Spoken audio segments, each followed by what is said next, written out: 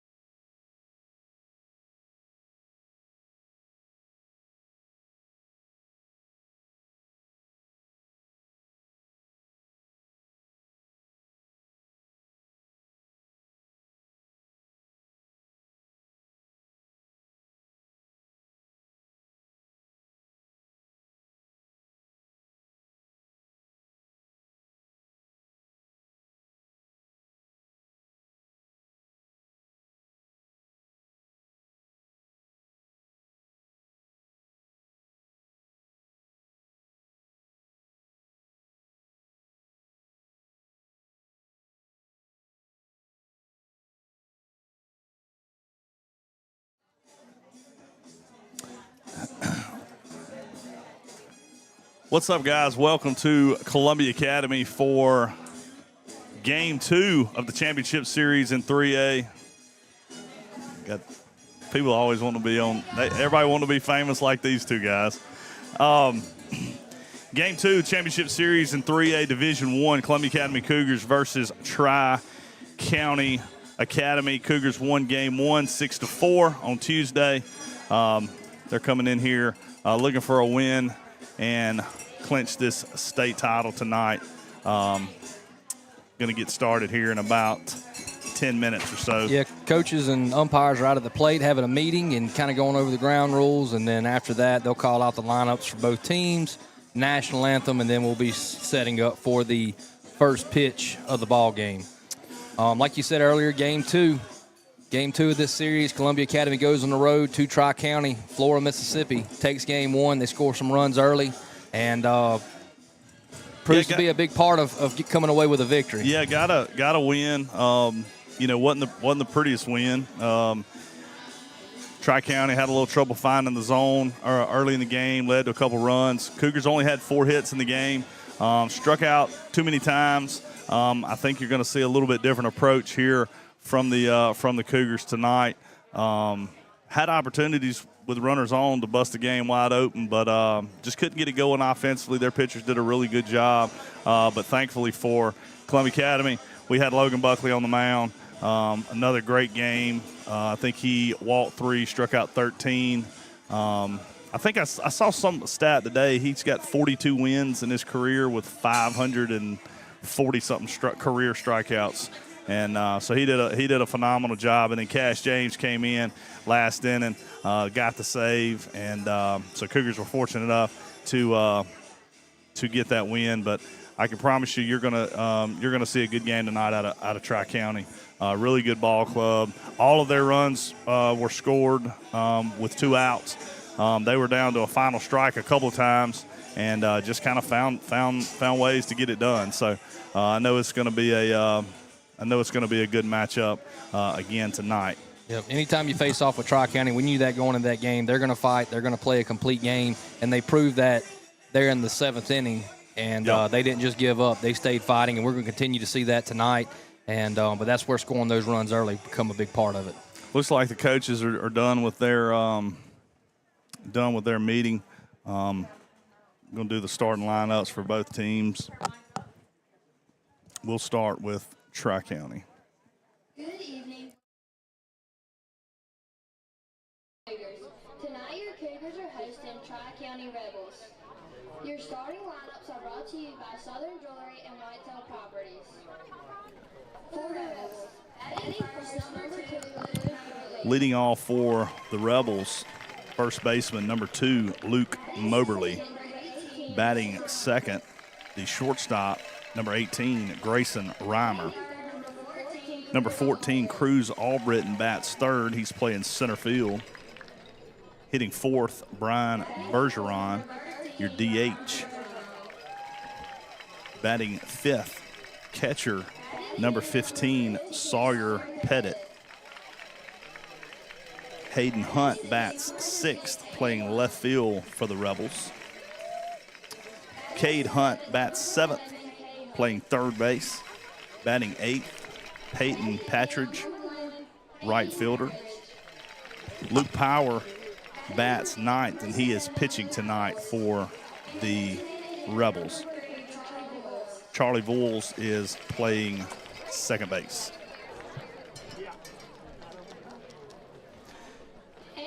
And now your starting lineup for your Columbia Academy Cougars. Leading off, center fielder Carson Stewart.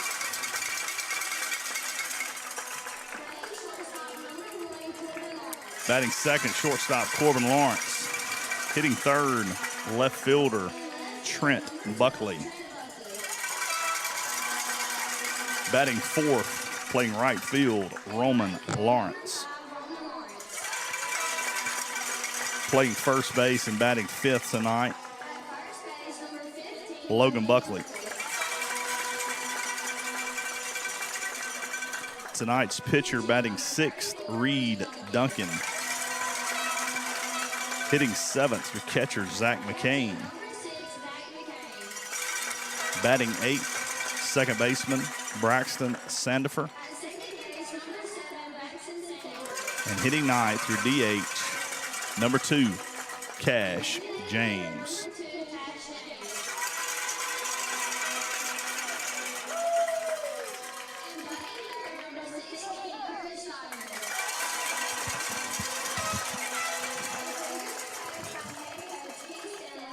Assistant coaches Larry Knight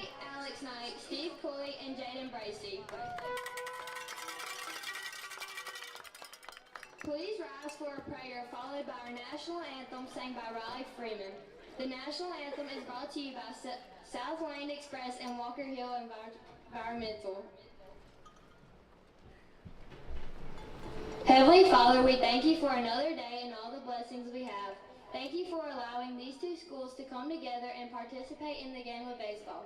We ask you to watch over these players, coaches, umpires, and fans as we go through the game and allow everyone to travel home safely. In your name we pray, amen. Please remain standing for the national anthem. Oh, say, can you see by the dawn's early light what so proudly we hailed at the twilight's last gleaming, whose broad stripes and bright stars through the perilous fight o'er the ramparts we watched were so gallantly streaming, and the rocket's red glare, the bombs bursting in air, gave proof through the night that our flag was still there. Oh, say does that star-spangled banner yet wave o'er the land of the free and the home of the brave?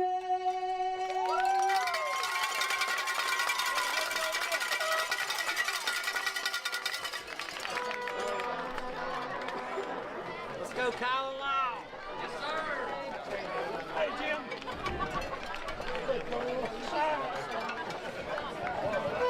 Fans screaming our names. It's wild That's out right. here. Hey, really good crowd. We're excited about it. Student section is packed.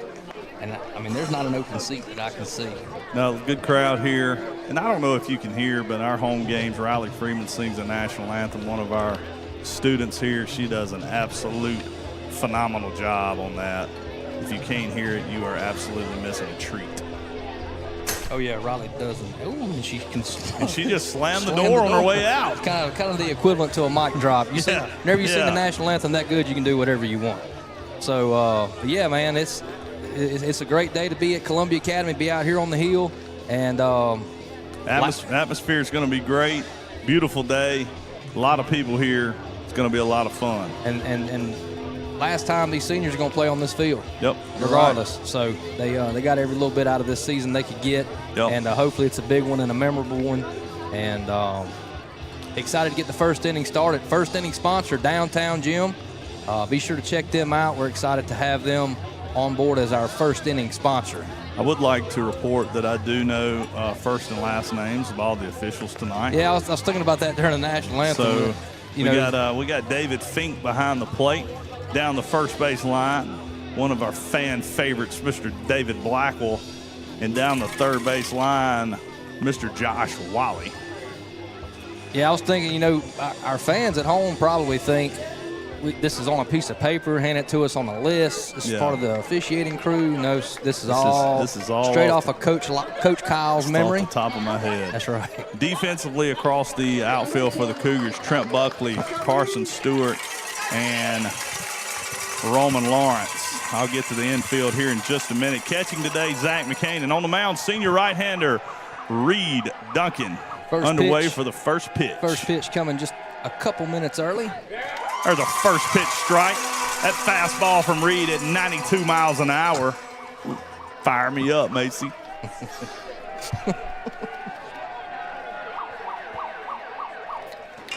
There's a ground ball to shortstop. Corbin Lawrence waits, gets a good hop, throws it across for out number one. Did our game start the exact same way last night? It did. Luke Moberly with that leadoff batter hit a ground ball to shortstop. Start the game. Grayson Reimer, your batter. Last night, Grayson doubled his last at bat. Was 1 for 4 with 3 strikeouts. Slider in there for a called strike. Slider from Duncan at 84 miles an hour. Good, hard, tight slider.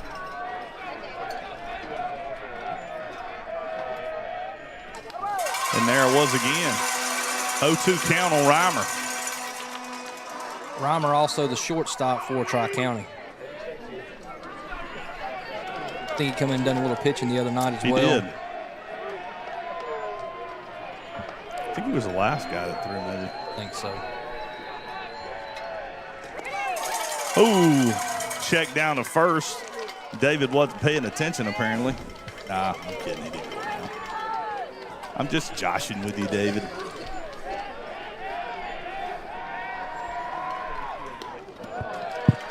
Another slider misses, gets away from Zach McCain. Going to put us in a 2-2 count.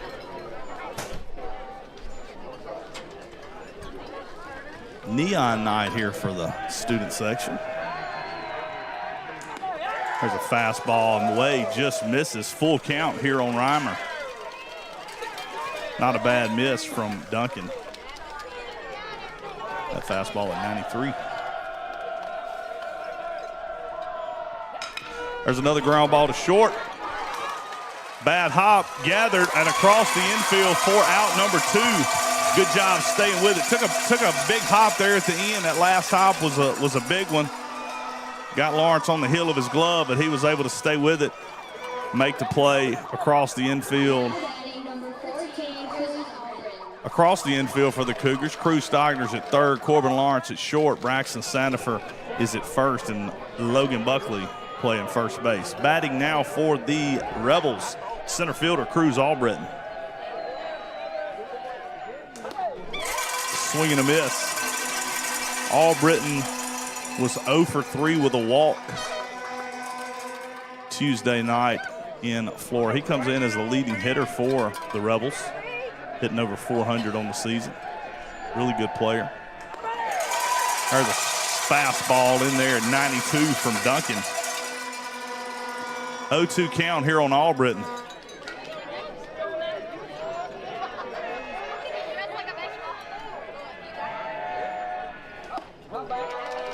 Fastball misses up and away. Albritton is uncommitted. He does have does several offers, from what I understand. There's a swing and a miss. Rebels go down in order.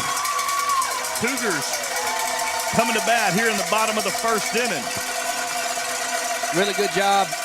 Big way to start it off and get 3 outs quick. First 3 batters up to the plate. We take them down in order. Couple ground balls out to the shortstop, and they strike out to finish things off. Got some good momentum going into the bottom half of the first inning. The downtown gym first inning. It's like our buddy that coaches at Silliman. You know what he always says? I love ground balls. It's a real good job by the Cougars. Hey, you come into a big game like this, home crowd, big crowd, you kind of get worried, hey, are they going to have some nerves? Or they look pretty settled in. Well, and from a pitching standpoint, look right here. Hey. Paradise Nutrition, Bailey Buckley. You know what this is. If I'm drinking a tea, you know it's the Captain America, baby. That's right. If you're out in the Oak Grove area, check them out, Paradise Nutrition. She'll deliver to you. Yeah, I had one. Hand delivered right here to me. You had one earlier. I had one from CTown Nutrition earlier today. And if you want to know, and this is probably not good. Don't tell my doctor. Yeah. But I'm drinking Red Bull now. And if you want to know why I choose Captain America out of all the combinations, right here, he got me on the Captain America. They're good. Hey, if I like it, I stick with it. So on the mound for the Rebels, and I'm gonna check my stats to make sure. But we talked to the coach a little bit, had an opportunity to talk to head coach R.J. Barrett before the game. Luke Power is pitching. Now, he played first base. He did not bat on Tuesday. But if I am understanding him correctly, this is his first outing of the year. Now, he is a pitcher, dealt with some arm. Let's see. 1, 2, 3, 4, 5, 6, 7, 8, 9, 10, 11, 12. 1, 2, 3. He threw 7 innings this year. Where's my pen? Like you said, trying to keep his pitches to a minimum this year, allowing him to heal up and try to be at his peak as much as he can. He started 1 game, I think, early in the year. Carson Stewart leading off for the Cougars. Squares around a bunt. Misses. Was that a changeup? Powers is a left-handed pitcher. Like I was saying, thrown 7 innings this year. That was all early. I think I understood Coach Barrett to say he was a Hines commit, maybe. That fastball there at 81. So I think the first pitch was a changeup curveball from lefty Luke Powers. Is his name Luke, or did I just make that up? Yeah, it is Luke Power. Fastball at 80 miles an hour in there for a strike. 2-1 count here on Carson Stewart. Carson had 2 of the 4 hits for the Cougars on Tuesday. There's another fastball in there for a strike. Fastball at 82. Looks like he's going to be 80-82. Curveball, changeup maybe. I'm not sure what that first pitch was. It looked more like a changeup than a curveball. Coming there around 70. There's a curveball there. Popped up high in the infield. Third baseman comes in, makes the play for out number 1. Coach, I know we're a batter away, but what do you think the first pitch he's going to throw to Trent's going to be? Probably going to go with that curveball. Why, Coach? Lefty-lefty matchup. Always. What percentage of the time? 100% of the time. They got some pretty good looks at it. Yeah. Not from him, but yeah, right. So Corbin Lawrence, your batter. If you're watching film and looking back from the previous game and wanting to make some corrections, there you go. Swing and a miss from Corbin. Looks like his fastball's got some late arm side run. It's going to be running away from those right-handed batters. He's not going to overpower you at 80-82. 0-2 count on Corbin.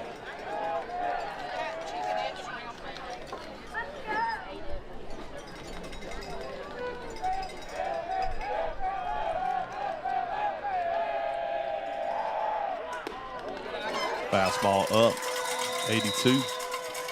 Good job by, the Tri-County throwing a kid that, had nothing on, basically through a lefty. Hadn't thrown in a long time, so I know our guys were kind of queued up for a righty. Curveball foul back. But just going to get a little soft lefty. Take a little adjustment. Got to sit back, let the ball travel. Know he's not going to throw it by you. Trust your hands. 1-2 count on Corbin. Foul ball. And that's another thing. Make him throw pitches, man. Make him throw some pitches. Late in that 7th inning the other night, they had just some really good at-bats, fouled off a lot of tough pitches, 0-2, 2-2, and make him throw, especially a kid that hadn't thrown in a long time. Oh, yeah. Another foul ball. They're just starting them in the game, getting what they can out of them. He's thrown 7 1/3. Looks like he's only thrown 98 pitches. He's 2-0 on the year.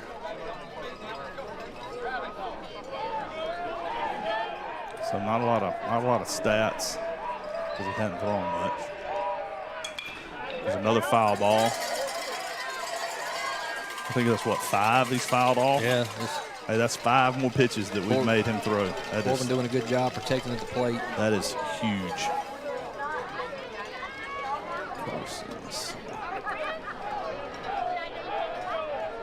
Trying to keep up with my scorecard here. There's a base hit to left field for Corbin. Heck of an at-bat by Corbin. Real good job just fouling a couple pitches away. finding one he could drive over between shortstop and third base, and finding a way to get our first base runner. You know, and Corbin wasn't trying to do too much. Nope, just trying to find a way on base. Took what he gave him, threw some pitches away, fouled them off, and that's what's so beneficial for that. He's going to leave one over the plate. You get a chance to drive it, which Corbin did through the 6-hole to left field for a base hit. Trent Buckley, your batter. Trent was 0 for 4 on Tuesday.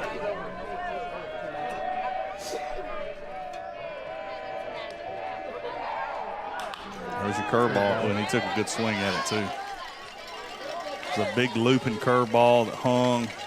Trent took a really good swing at that pitch. Just got under. It's like we got the fire crew coming in, backing the fire truck up. Oh, yeah. 2 fire trucks. I just don't need a foul ball to hit him. And we don't need a fire to break out somewhere. Back. Glad to see the Columbia firemen out here supporting the Cougars. 0-1 count on Trent Buckley. Runner goes. Swing and a miss. Throw down to second. He's in not there in safe. time. Little hit and run.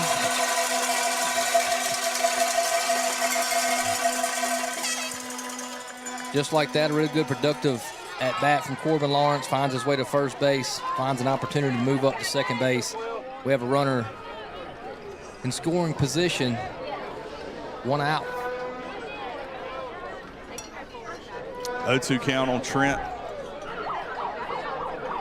Ideally, pull the ball to the right side. Move that runner to third base. Ideally, a base hit would be good. Saw the fastball there. Got a piece of it. Fouled it off.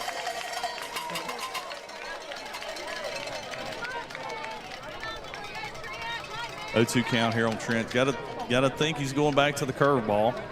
Showed him a fastball there. I'd love for him to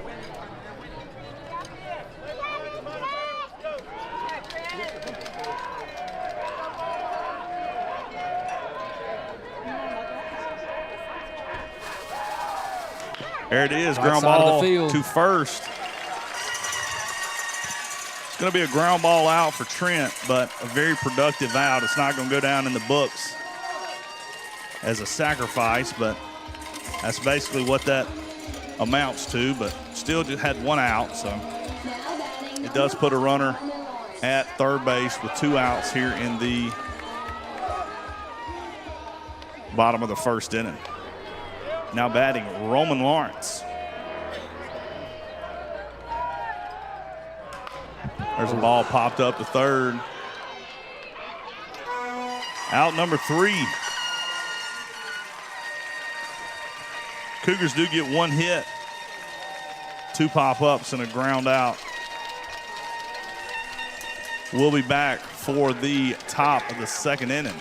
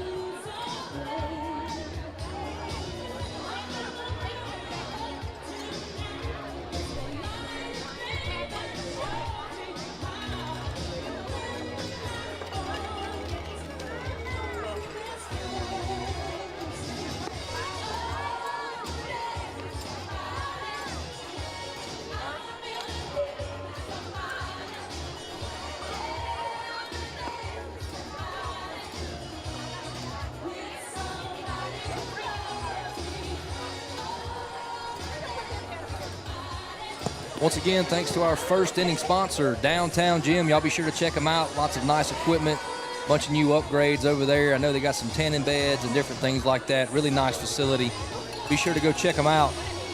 Downtown Gym, your first inning sponsor. We're now headed to the top of the second. 0-0.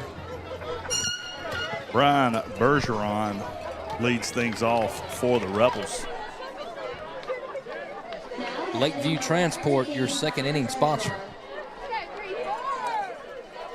Bergeron was 1 for 4 Tuesday. Had a single and a couple strikeouts.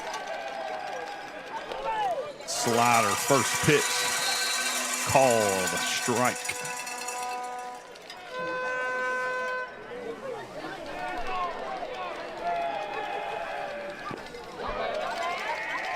Fastball misses down. 1-1 count to Bergeron. Coach Dale Watts making his way up. Another slider misses. 2-1 count on Bergeron.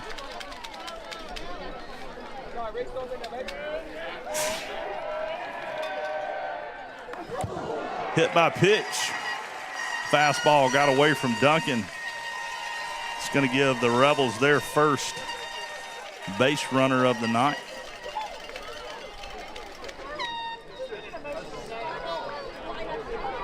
Now batting number 15, Sawyer Pettit. Sawyer Pettit, your batter. Pettit had a big night Tuesday, had 3 hits, 2 of which were 2 solo home runs.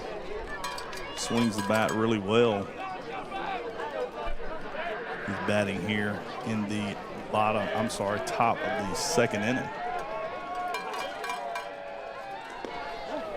Slider down, not a bad miss.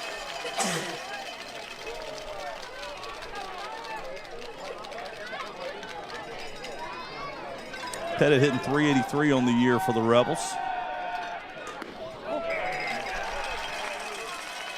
2-0 count.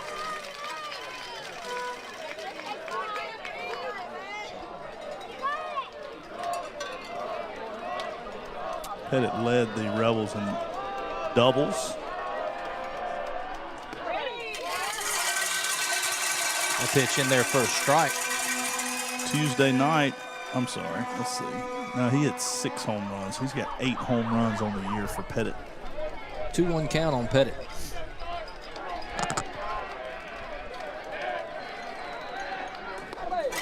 Swing and a miss, the fastball up. I wouldn't think we would. Bergeron don't have any stolen bases on the year, so I wouldn't look for him to be running. I'm sorry, he has 5. 2-2 count on Pettit.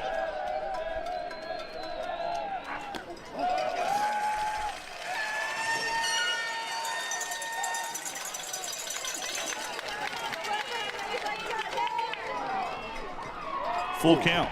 Full count, runner on first base. Nobody out, top of the second.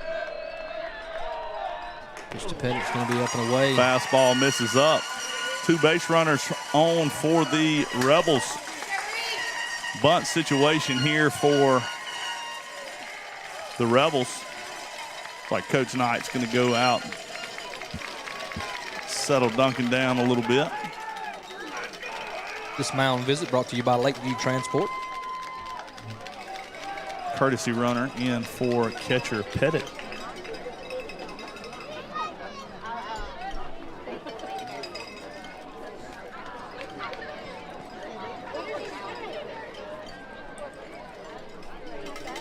Coach Knight out there talking, just making a couple little adjustments. Usually our Columbia Academy pitchers, typically after a mound visit, do pretty good. Dialed in. So Coach Larry Knight doing what he does best, goes out there, makes a few little suggestions. And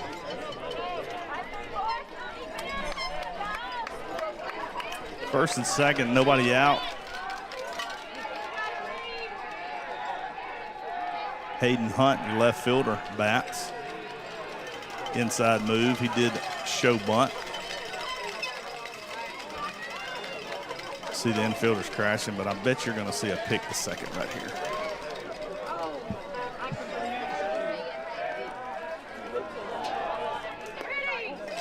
Fastball up. Did not show. I bet he will here. First and second, nobody out. Definite bunt situation.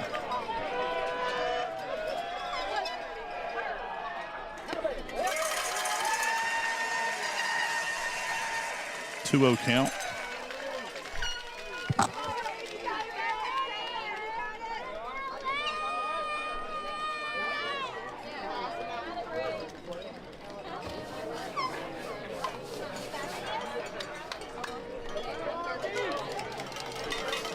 Tri-County coach coming down to speak with the batter. Offensive timeout. Tri-County's runners first and second. 2-0 count. Slider misses. 3-0 count here on Hayden Hunt.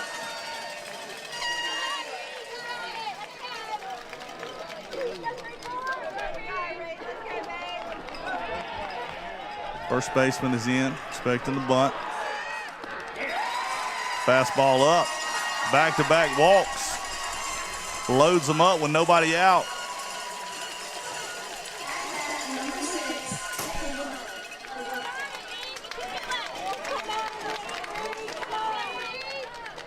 Cade Hunt, your batter. Corners are going to be in for the Cougars. They'll get to play at the plate, get a ground ball. Cougars need a couple strikeouts here. A little over aggressive there after you walked a couple in a row, swinging at one chest high, but we are thankful for that. 7, 8, 9. You up. Cade Hunt bats, 0-1 count. Not a bad pitch right there. Slider just misses.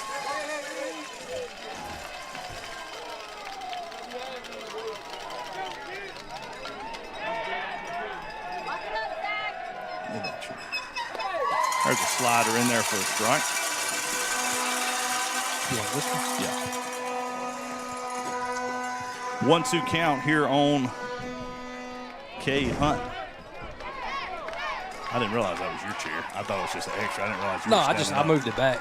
Yeah, this one. 1-2 count. Oh, Ball man. hit out front of the plate. May have a play at the plate. Oh, man. Tried to glove flip it. That was going to be a tough play.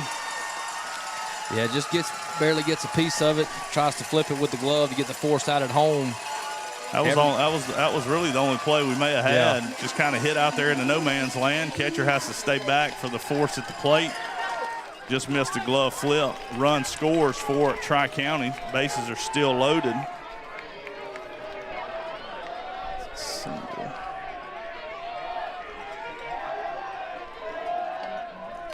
Pass ball bounces back. Runner's going to stay. Nobody coming.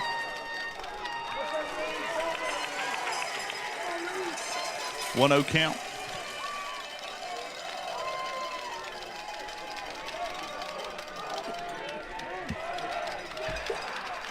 Catcher going to go out to speak to his pitcher. Top of the second, Tri-County has the bases loaded, nobody out. They're able to score a run. They lead 1-0.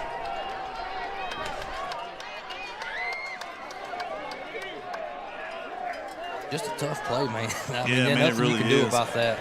I knew whenever I seen it go off, that was going to be tough. I was thinking it may go foul, but it Yeah. wasn't going to. There's a ground ball to the infield. Cruz Steiner goes to first. Gets out number one.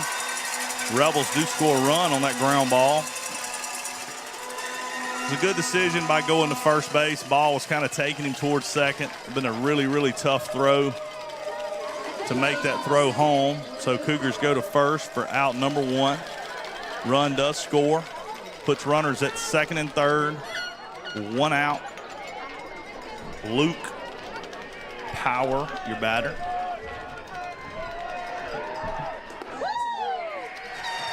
Let's see. Pitch just a little outside. It's going to be ball one, 1-0 count. Pitcher Luke Power batting. He did not bat the other night. Played first. There's another ground ball. Ground ball to second base. Fielded and play is made by Braxton Sandifer. Good pitch, but it does score another Rebel run.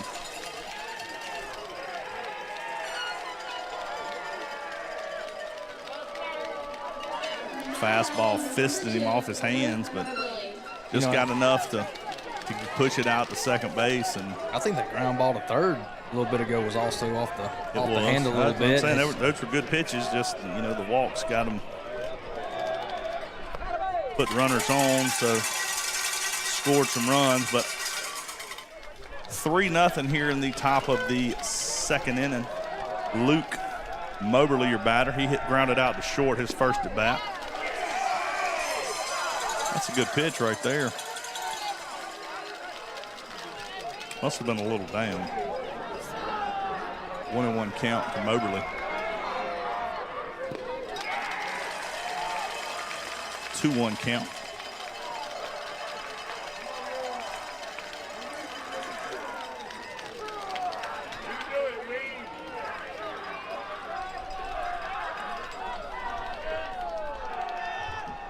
Slider for a call strike. Strike two. 2-2 count here on Luke Moberly.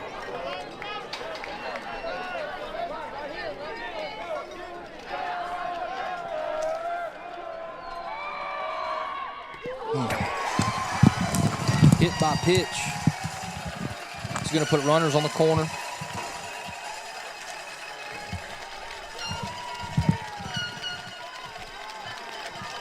Runners at first and third for Tri-County, 2 outs.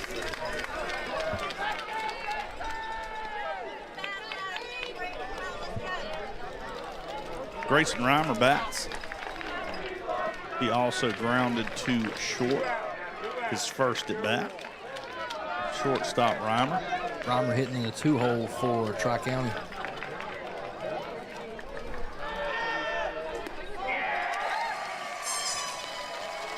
First pitch, a ball. You think Moberly's going to run at some point, first and third? I wouldn't think the Cougars would be throwing it down to second, but they may. Third to first move, nothing doing.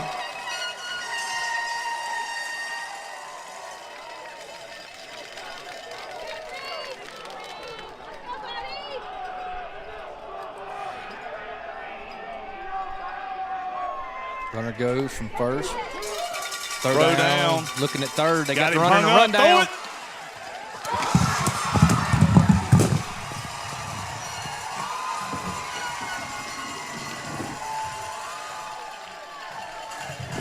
Throw to home just off. It's going to allow Tri-County to score a run. It's going to be 4-0. Cougars just need one more out to get out of this. Runner that was on first base, able to go over to third on the throw to the plate.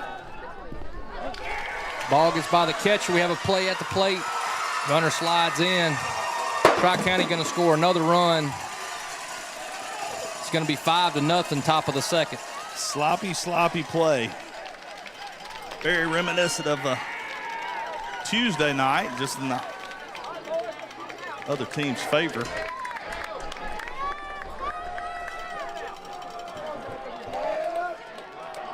They've yet to get a hit in the inning.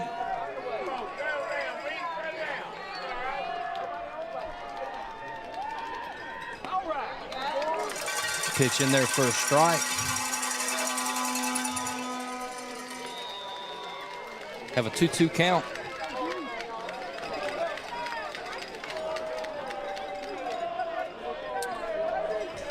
Reimer's still your batter.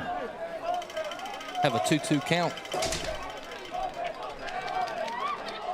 I'm sorry, they did have a single, infield single. Gets him on a strikeout. That's going to be the third out here in the top of the second. Tri-County able to get 5 across the board. Columbia Academy coming here in the bottom of the second inning. Due up for the Cougars will be Logan Buckley. Hey, just got to work one run at a time, chip away at it. Don't let up. Play 7 innings. This break brought to you by Lakeview Transport. We'll be back.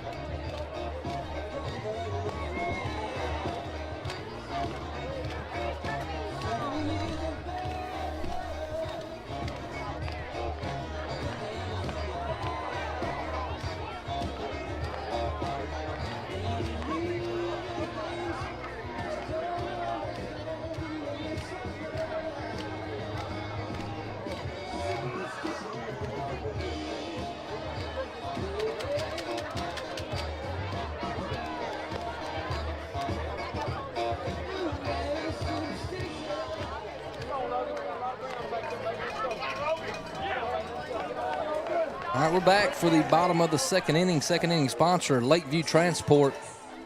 Up to bat for Columbia Academy's number 15, Logan Buckley. Bottom of the second, Cougars find themselves down by 5 runs. You don't have to score all 5 right here. Just need to score a couple, just work back. Still way early in the game. Slow curveball, 4A. Left-handed batter. And it was the strike, sorry. First pitch. First pitch, yep. I didn't know what, I didn't know where I was I didn't going study with for the test.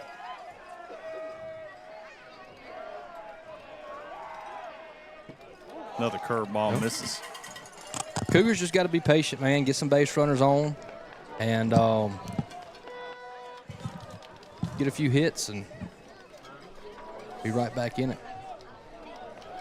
1-1 count on Logan Buckley.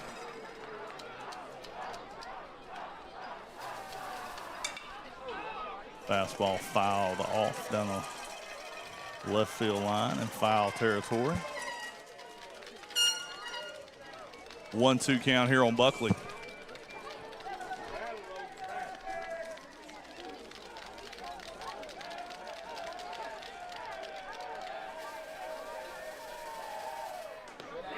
All the way. Going to bring us a 3-2 count. Right? I think it's 2-2. Oh.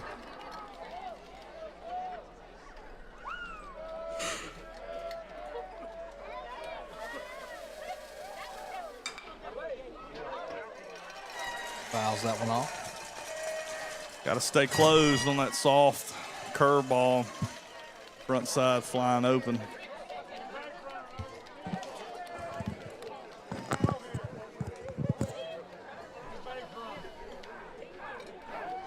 Still a 2-2 count on Buckley.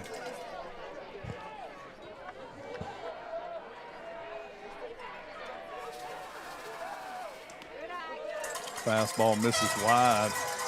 Full count here on Logan.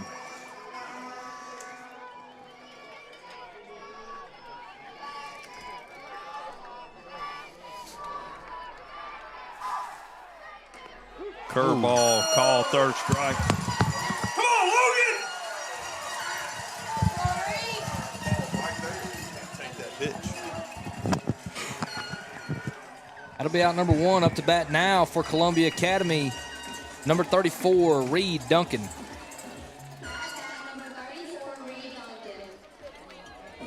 Reed got a hit his first at bat Tuesday night.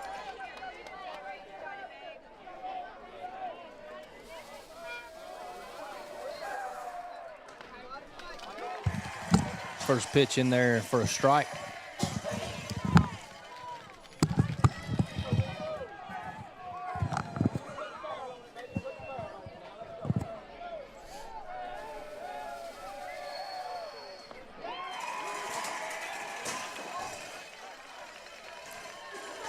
It's going to be strike 2.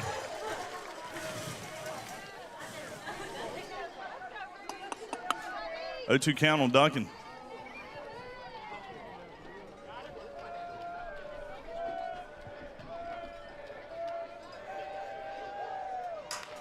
That's a base hit. The ball hit out to right field, base hit.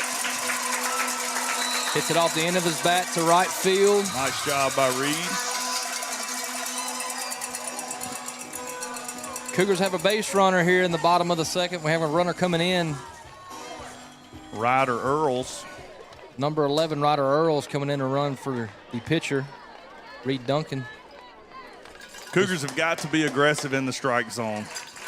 You know, Logan took a call, third strike. Way, way too good of a pitch to take. This, reads at bat, takes a fastball down the middle, takes a curveball, does get a hit 0-2, which I'm sure that's what this conversation is about. You got a guy 0-2, you can't leave it up where he can get any type of barrel on it because somebody strong as Reed can just poke it and muscle it over right field. And when you get 2 strikes on somebody, you got to be able to put them away as a pitcher, but he's not going to throw. This pitcher's not going to throw it by you. Got to let the ball travel, be aggressive in the zone.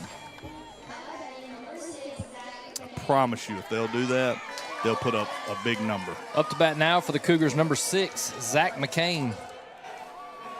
Zach McCain at the plate. 1 out, runner on first base.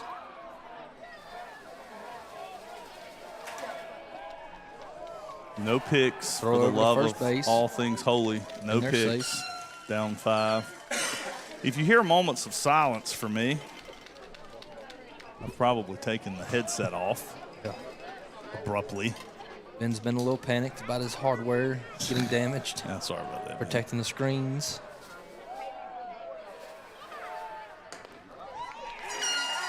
Fastball away in there for a called strike.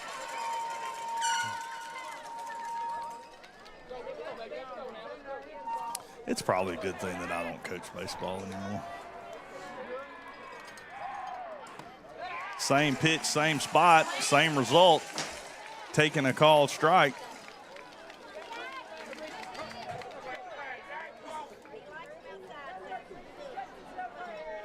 Ball's got some late arm side run.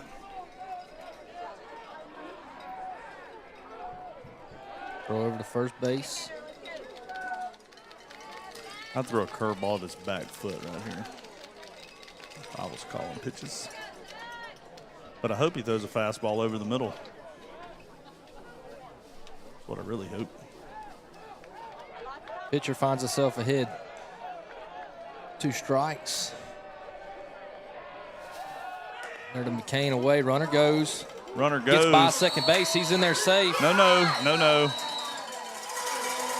That ball is called. I think he's out. Yeah, Know if it was I don't know if it was a late I go or don't know what. if he got a bad jump or it may have even been a delayed steal. Yeah, I don't- got by the shortstop out there. The throw beat him, but thankfully gets by the shortstop and out to center field, and Ryder slides in successfully at second base. So we do have a runner at second. 1-2 count on Zach McCain at the plate. That pitch was a fastball away. It was just a little further away for a ball. Away from the catcher, we're going to be able to move up to third. Catcher got crossed up, looked like. Staying away once again with a fastball. I don't know. Looks like we got a missed sign. Coach was coach. Let me get settled down here so I can talk. The catcher looked like he was expecting a breaking ball. It got a fastball away. 2-2 count here on McCain. Cougars have a runner at third base, 1 out. In Columbia Academy, you're just looking to score the first run. Score your first run of the night and move on from there. Good opportunity for McCain. Hit the right side of the field, goes to second. We are able to get a run across the plate.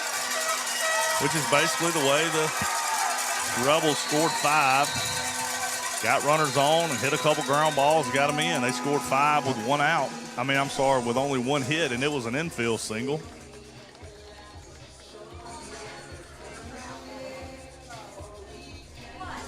Got to drive some balls to right center field. Yep. Arm side run that he's already staying away with. Soft. Be willing to drive these balls to right field. There are 2 outs. Braxton Santa for your batter.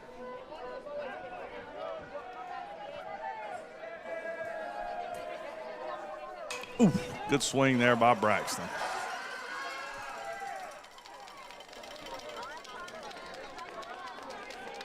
He has been aggressive in the strike zone. I like it.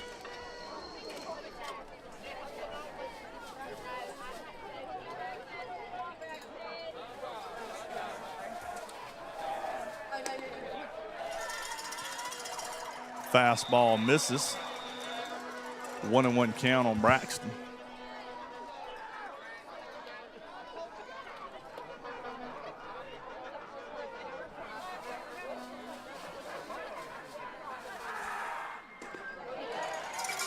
Fastball down, misses. 2-1 count. Got to make this kid throw some pitches. Like I said earlier, he's only thrown 7 innings all year. Kind of been injured, had some arm issues. He's not conditioned to throw many pitches. So. The ball hit out to left field, hit well by Sandifer. The left fielder is under it for out number 3. Cougars do score 1 on a base hit. Rebels still lead 5-1. Number 2, Cash James, will be due up whenever the Cougars come back in the bottom of the 3rd. But that finishes up the second inning. Second inning sponsor, Lakeview Transport. We'll be back after this break.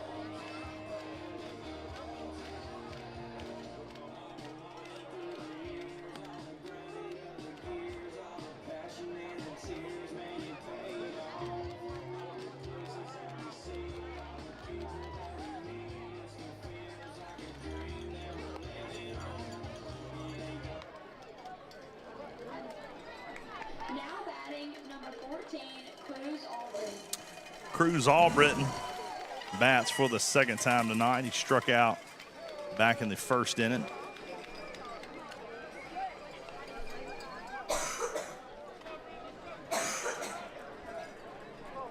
This is the top of the 3rd. 3rd inning. Slider, swing and a miss.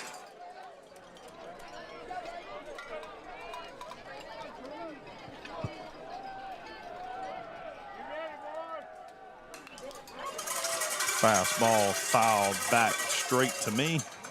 I'd have made a play on that one. Our 3rd inning sponsor, Columbia Computers. 0-2 count here on Albritton. Another slider, gets a piece of it, fouls it back.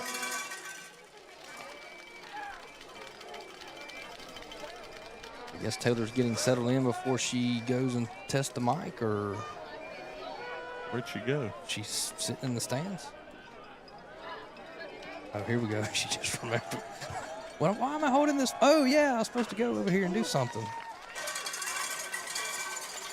Albritton gets a piece of that. All right, she's headed that way.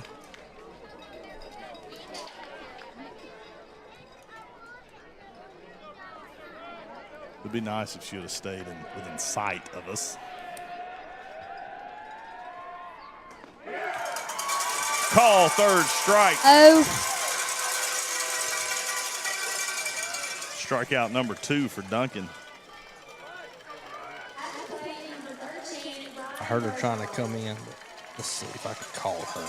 Brian Bergeron.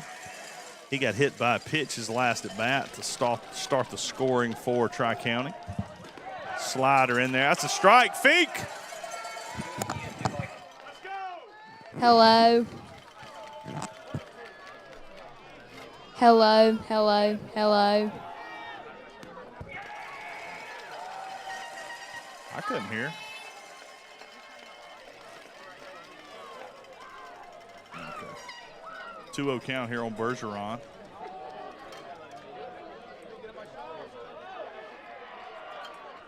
God. He's going to be hit by a pitch for the second time.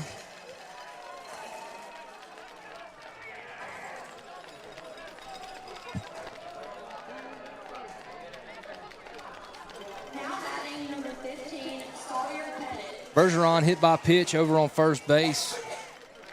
We do have one out.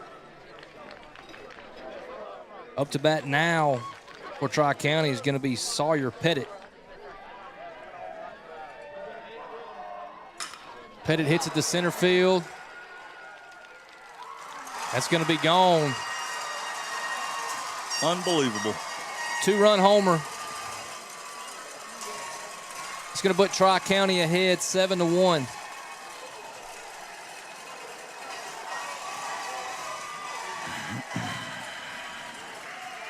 Pettit also had 2 homers in the game at Tri-County. We are going to have a mound visit by Coach Stanley.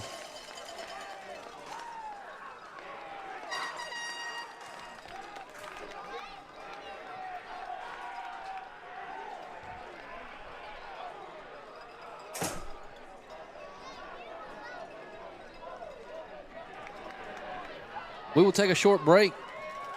This break brought to you by Columbia Computers.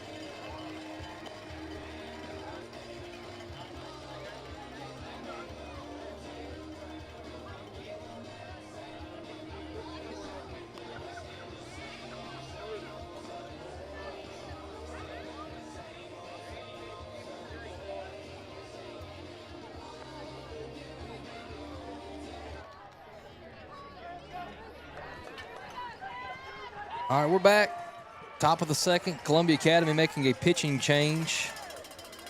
Cash James in the pitch for the Cougars. Number 34, Reed Duncan's going to slide over to third.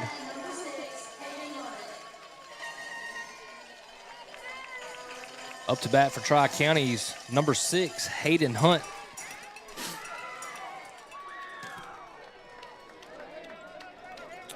Hunt walked his last at bat. Third home run in 2 games for Pettit.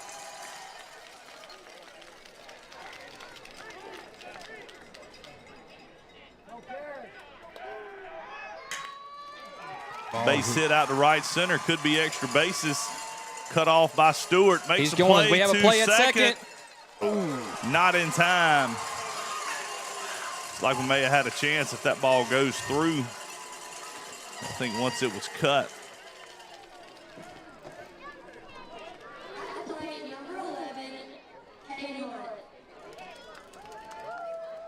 Up to bat now for Tri-County, number 11, Cade Hunt. Cade singled his first at bat, hit the little nubber there in front of the plate. Slider misses for ball 1.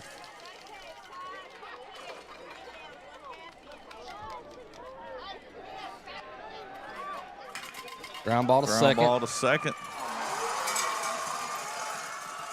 They're going to come home, play at the plate. They get him out. He's out. Tag him! Tag him!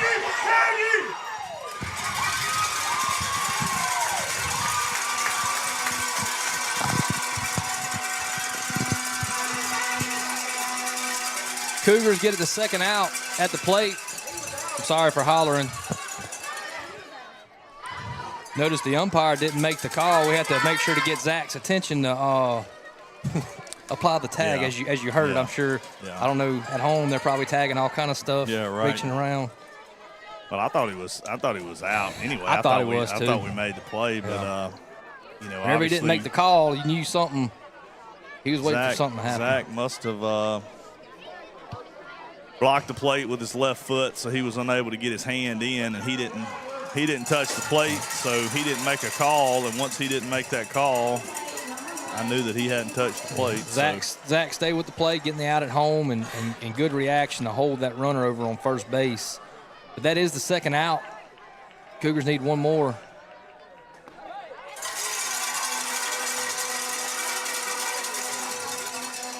Peyton Patridge, your batter. 2 outs here in the top of 3.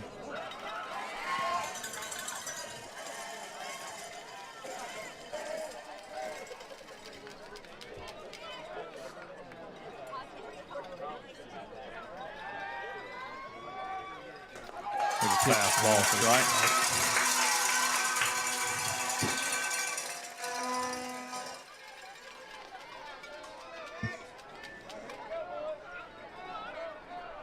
Throw over to first. He slides in safely.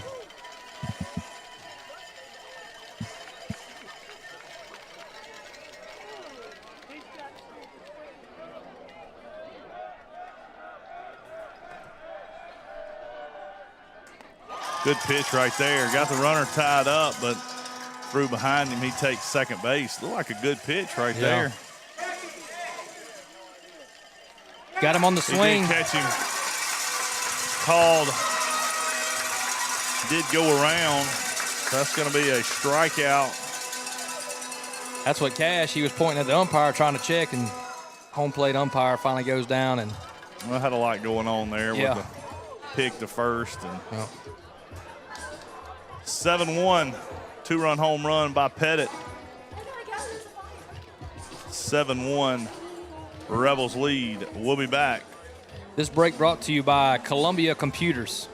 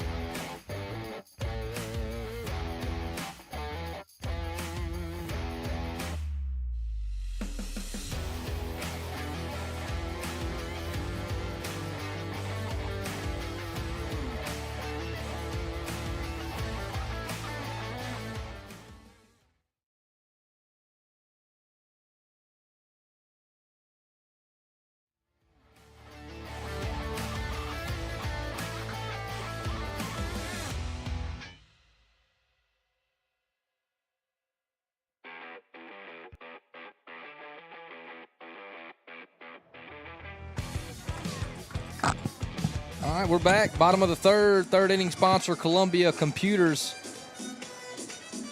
Up to bat for Columbia Academy is number 2, Cash James. Cash did not bat the other night.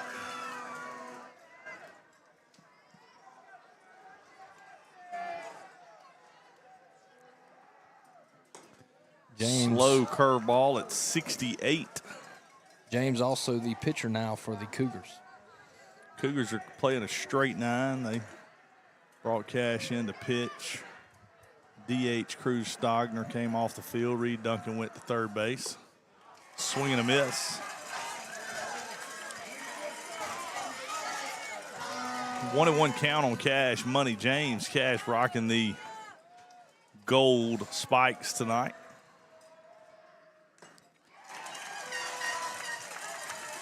That one fouled back in the catcher's mitt for strike 2. 1-2 count here on Cash.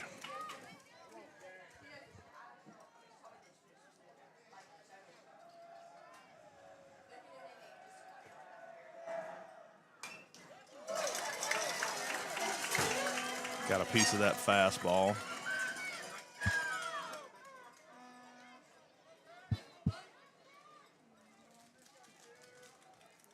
One-two count on Cash. Cougars looking to get something going, down 7-1 here in the bottom of the third inning. There's a call, third strike. Cannot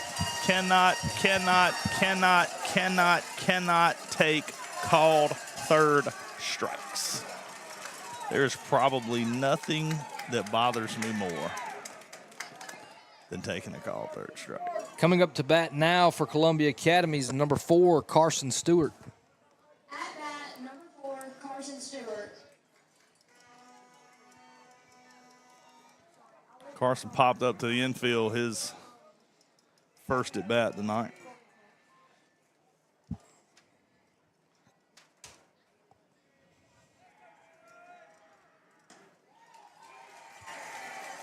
Pitch in there for a strike outside part of the plate.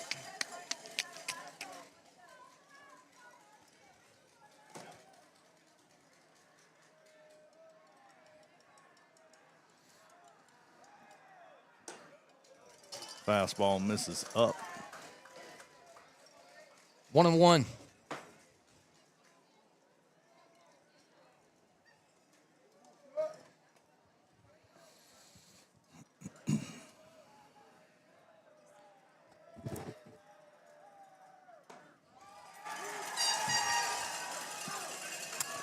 Another called strike.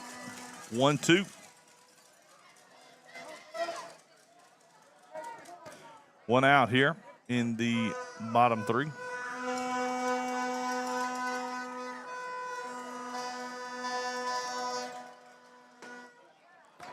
Fastball away, just misses. 2-2. Fastball at 78 miles an hour.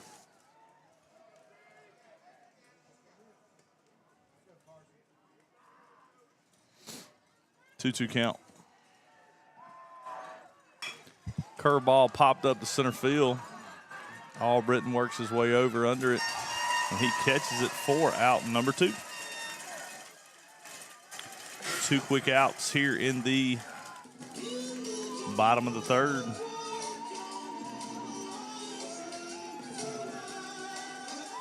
Brings Corbin Lawrence to the plate. Corbin Lawrence.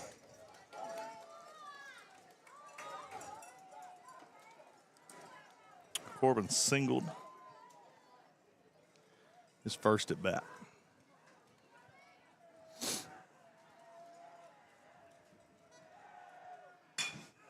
There's a ball hit out to right field. Could be trouble for the right fielder. Off his glove. It's going to be a double for Lawrence. Yeah, hit straight over the head of the right fielder. Drops right at the fence. Looks like it hit right at the base of the wall. Lawrence with a stand-up double. 2 out. Extra base hit for the Cougars. You know what the Cougars could use? 2 runs. 2-run home run. Get those 2 back you give up in the top of the third. Trent Buckley, your batter. Good candidate. What you reckon he's going to throw? I don't know. They got first base open. I'm guessing first pitch curveball. Oh, yeah. Well,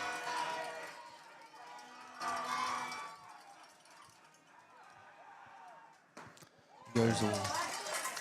I think we're about, 10 for 10, Oh, yeah. 12 for 12 over 2 games with that. Curveball misses. Misses away. Ball 1. Wouldn't surprise me if you didn't see it again.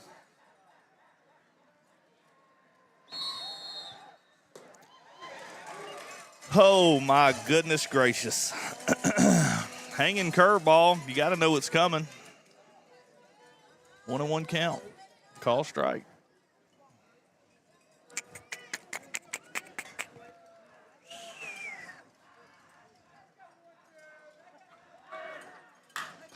Hit to the right There's the side. ball That's hit going to be down the trouble. right field line. That's going to Extra score Lawrence bases. from second. Buckley looking to go 3. He is. Throw. He's going to be getting the dugout. We're going to move Ball. up. He scored Yes, 2, sir. baby. Yes, Columbia sir. Academy gets 2 runs. Hard hit ball by first base. Gets in the corner. Did he touch home? Did he touch home?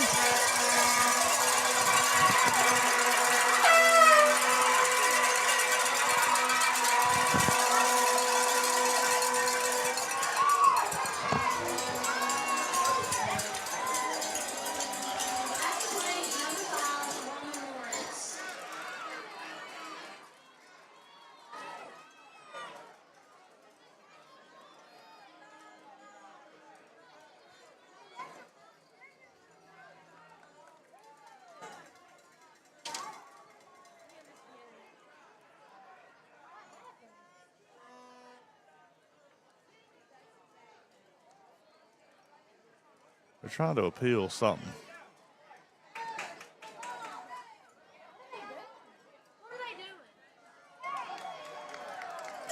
They're trying to appeal third. He slid into third.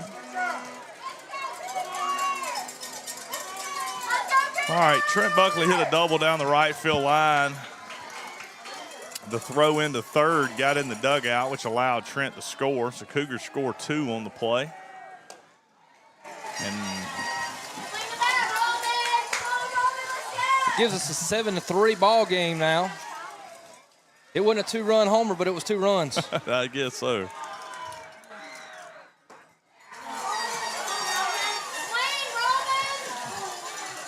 Two fastballs at 80 miles an hour at the belt. 0-2 count on Lawrence. Swing at the one, up and away. Strike 3. 3 away. Cougars doing a good job of at least getting 2 runs across the plate. Cancels out the 2-run homer at the top of the third. Columbia Academy finds themselves down 7-3, headed to the top of the 4th. Your third inning sponsor, Columbia Computers. We'll be back for the top of the 4th.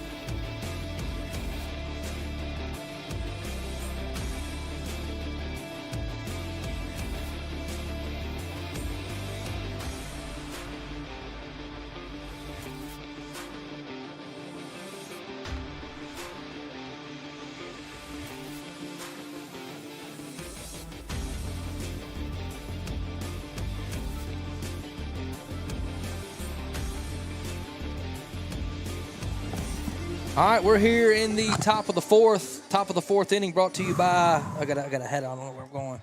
4D Surveying, got us some cool gear. Appreciate it. Jeremy Cooper, 4D Surveying. Appreciate everything you've done for us. 4D Surveying, your 4th inning sponsor. Come to the top of the 4th, Columbia Academy down 7-3. Cash James still doing the pitching for Columbia Academy. Luke Power, your batter, fouls that ball off down the left field line. 0-1 count on Power. Power's doing your pitching here today.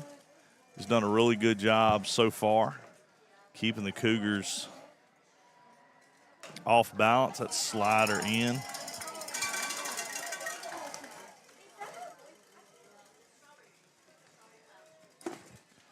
0-2 count here on Powers. You know, 0-2's is a count that's not been good for us. You know, we've had several hitters. Got to finish, Nice and we do job right there there. by Cash.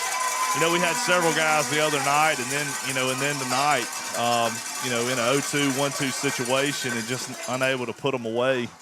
But nice job right there by Cash. Luke Power going down, swinging for the first out. Back to the top of the order, Luke Moberly.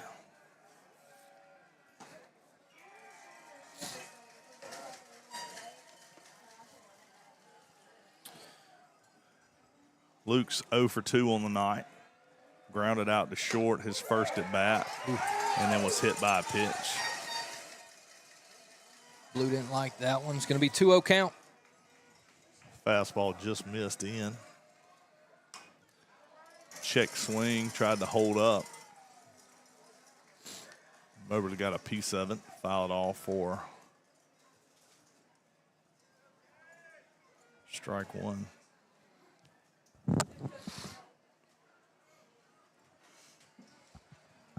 7-3 ball game here in the top of the fourth. A lot of game left. Swing and a miss. It's going to be a 2-2 count on Moberly. Moberly hitting in the one hole for Tri-County. Top of the order. Moberly, a .383 hitter on the year. That pitch away is going to be a 3-2 count, full count. Desperately need a quick inning.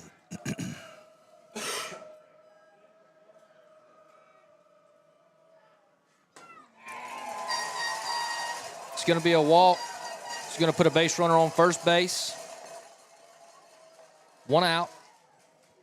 Up to the plate now for Tri-County is number 18, the shortstop, Grayson Reimer. Now batting number 18, Grayson Reimer. Two-hole hitter. Got to think he handles the bat pretty well. Could see a hit and run. Maybe try to bunt for a hit. First pitch, a strike. Nice job by Cash getting ahead. Throw over to first base. Runner slides in safely.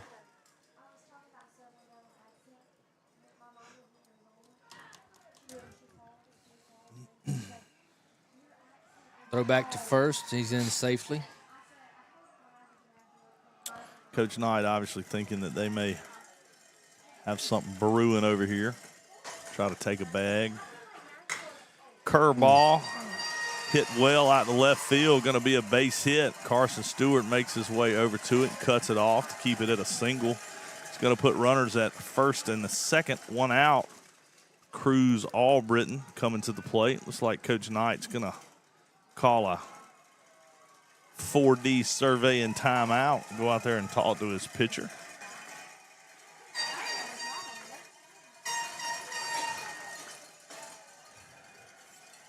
Need a ground ball double play. Get out of this thing. Yeah. Get out of it with no damage. Heading to the bottom of the 4D survey in fourth inning. And hopefully score a couple more runs. Three-hole hitter Cruz Albritton comes to the plate. Cruz is 0 for 2, 2 strikeouts. At bat, number 14, Cruz Albritton. Hasn't got a hit this series, but is the leading hitter for the Rebels coming into today's game. Well, he came into Tuesday's game hitting .462. I know that's dropped a little bit. Good hitter nonetheless.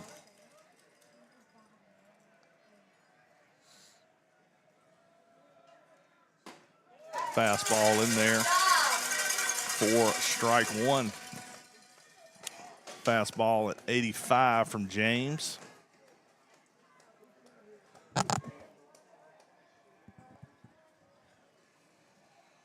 Throw back to second. Runner slides in safely. It's like they were wanting the ball call.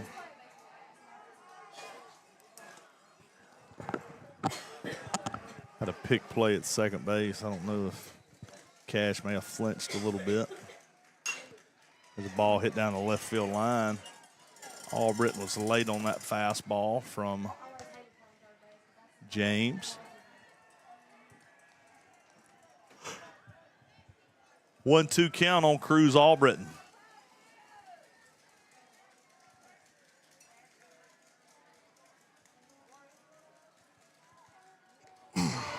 Jeez Louise. Albritton hit by pitch. God, what was the count? 1-2. 1-2. 1-2 and hit him in the shoulder blades. That's going to load the bases for Tri-County. Gee whiz. One out here in the top of the fourth. And up to the plate is number 13, Bergeron. Bergeron's been hit by pitch twice. Yeah, he's probably tired of that. 0 for 0. 2 hit by pitches for Bergeron. Swing and a miss. Cash getting that ball, running it in on his hands, ties him up there. Double play depth in the middle for the Cougars. Looking to turn 2 in the middle. Corners will come home with a ground ball. Cougars need a strikeout. Or ground ball in the infield to try to roll it up, get out of this thing with no damage. Fastball misses in. 2-1 count to Bergeron.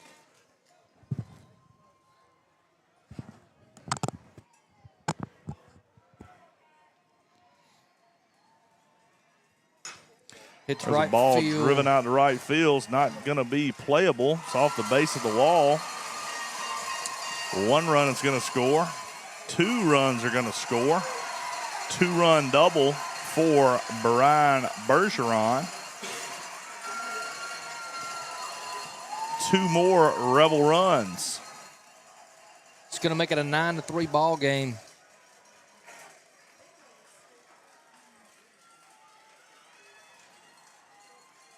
Yeah, the Rebels aren't doing anything special at the plate, but when they get a ball out over the plate, they're staying behind it and driving it. Not taking a bunch of good pitches, not taking a bunch of call strikes. Tri-County with a runner coming in at second, Hawkins Pettit. Sawyer Pettit. 1 out. Runners at second and third. They're going to put him on. It's a pretty wise idea. Pettit has hit 1,500 feet of home runs in 2 games. It's going to load the bases up. Ground ball can get us out of it. Looks like the Cougars are going to bring the infield in. Number 6, Hayden Hunt. Coming in to run for Tri-County is Landon Partridge over at first base. Hayden Hunt, your batter.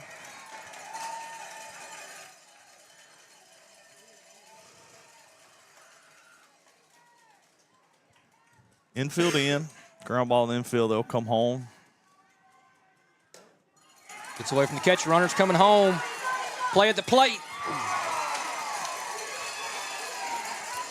Another Rebel run. It's going to make it a 10-3 ball game. May have to start doubling up our inning sponsors because we may not get to all of them. Second and third. 1 out.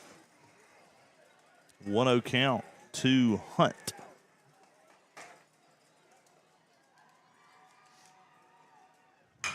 Ground ball to second.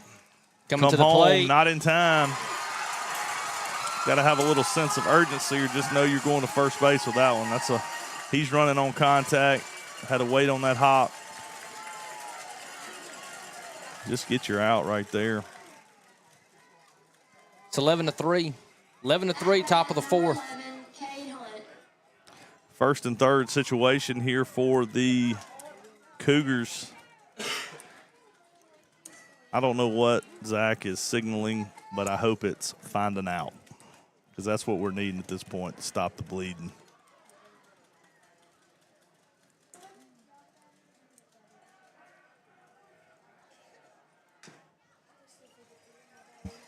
Fouls that one off for strike one.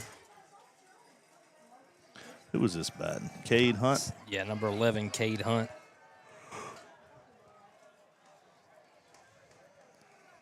Runners first and third for Tri-County.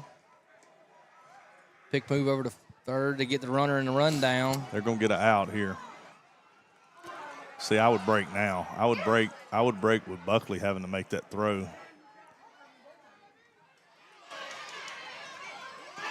Look up.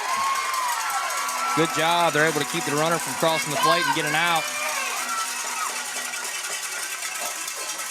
Second out. Did he try to get in a rundown or pick? I wasn't really paying attention. Yeah, over at first. That's what he was trying to do between first and second. Trying to manufacture a run. Cougars work on that a lot. You know, where the priority is in a game like this, that priority was at third base. So once the third baseman committed and they could get him off the bag. But now see what I was saying, if I was going to break home, I would have broke as soon as Logan got the ball because Logan's a left-handed thrower. Yeah. And that's a really tough throw, not to mention he just threw 120 pitches Tuesday. So, but 2 outs. Base hit up the middle. Going to center field. Hard hit ball. Here's a throw Runners coming to from the plate. Stewart. Could have a play at the plate. He is hosed. Oh my gosh, we dropped the ball. Unbelievable. You're unbelievable. Oh. Oh, he was hosed. He was out by a good 3 steps. Got to catch and secure that ball. It's going to be a 12-3 ball game. 2 outs. Cougars need 1 more to get out of it here in the top of the 4th.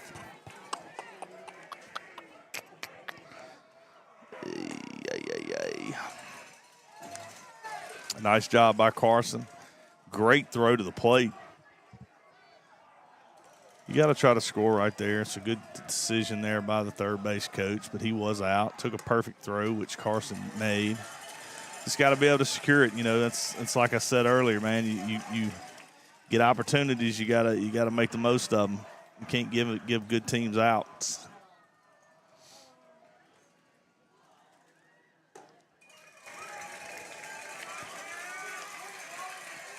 It's going to be a 3-0 count on Partridge.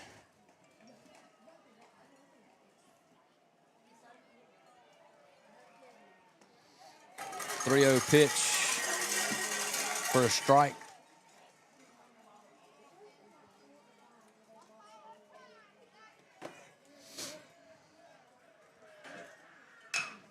There's a ground ball to short, fielded by Lawrence, makes the throw over to first.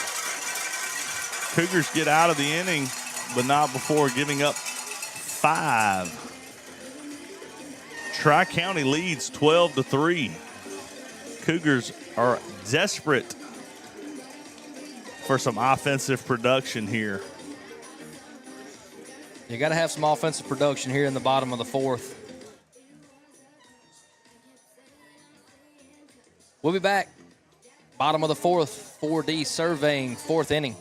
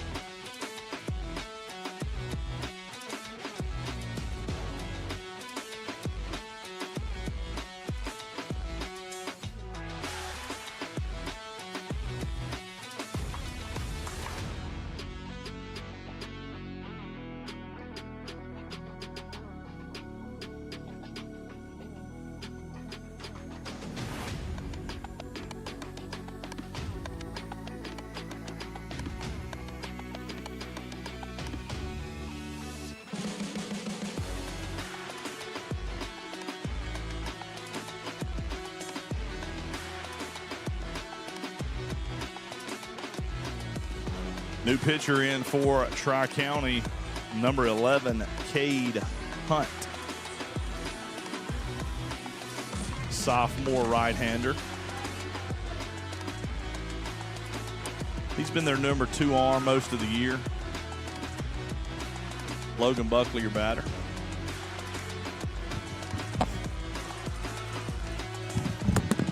Stay close. Let's go.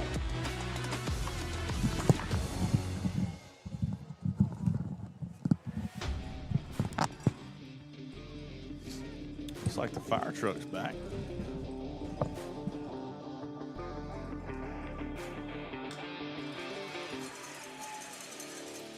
O2 count on Buckley.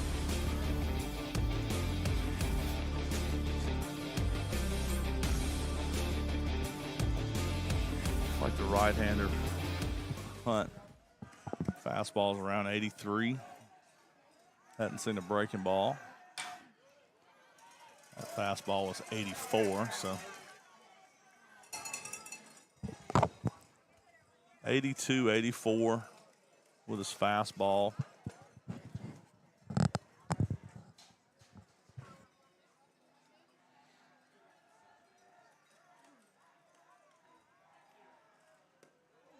There was the breaking ball. Missed away. 1-2 count on Logan Buckley. Logan leads things off here in the bottom of the 4th inning for the Cougars. Logan's 0 for 1 on the night. Fouls that ball off. Fastball at 84.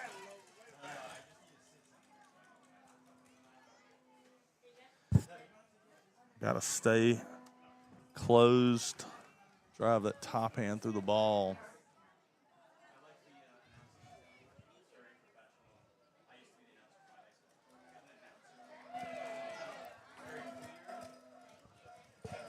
1-2 count on Logan.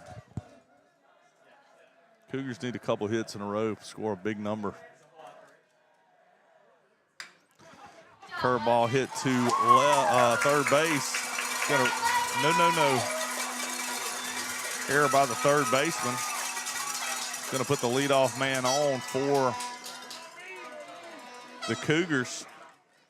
Brings Reed Duncan to the plate. Reed singled his first at bat.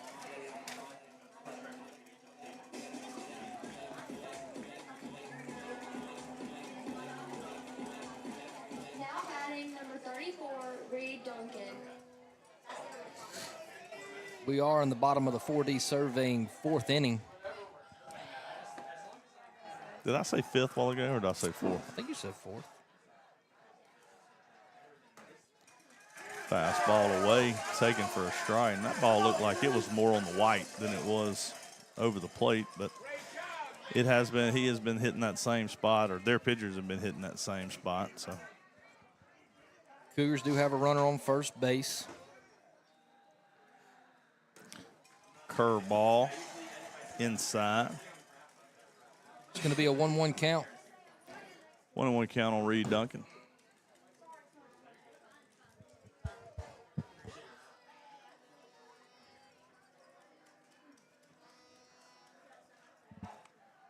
Pick to first. Not in time.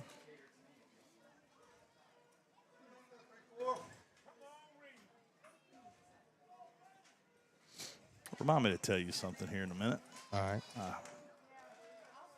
Umpire Josh Wally told me. The ball hit hard to shortstop, could be 2, and it is.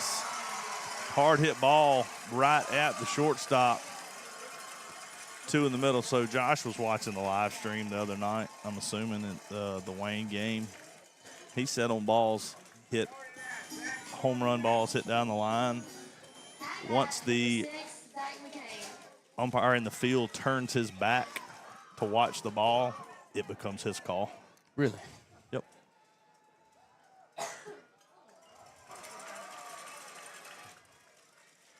He said the problem was he turned around, so the home plate guy, was deferring to him, Yeah. but then he turned around and looked like he wasn't making the call. So according to Wiley, it was the guy in the field. He said once he turns his back and looks up and finds it, it becomes his call. Off the handle is going to be at first base. He trots back and catches it for the third out. 3 up, 3 down. We head to the 5th. That'll finish us up in the 4D surveying 4th inning. We'll be back in the top of the 5th.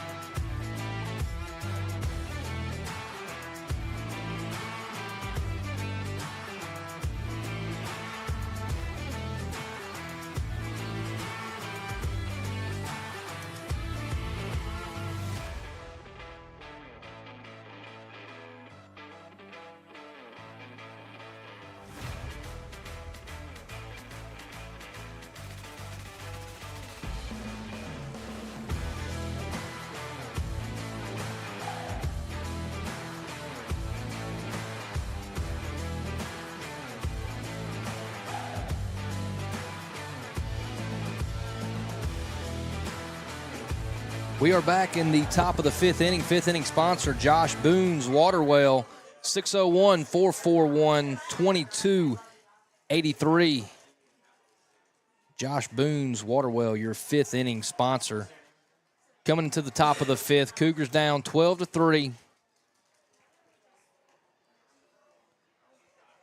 Cash James still doing the pitching for the Cougars. Number 24, Jimmy Washburn.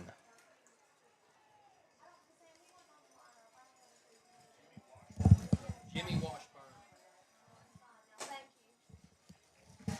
First pitch away for a ball.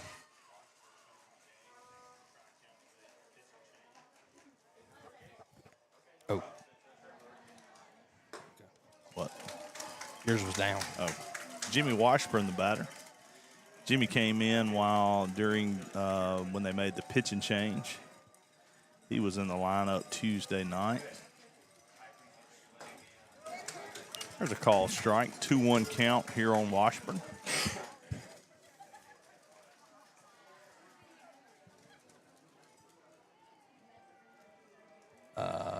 Channel 12. 2-2 count on Washburn. Glad to see the Fire guys made it back. There's a ground ball up the middle. Lawrence going to come by over. Lawrence at the bag, tosses over to Buckley for out number 1. Cougars have to have a quick inning here. That one got over the pitcher, Cash James. I thought it was going to get by. Lawrence doing a really good job of getting over to second base and fielding that ball and getting the out at first for the first out here in the top of the 5th.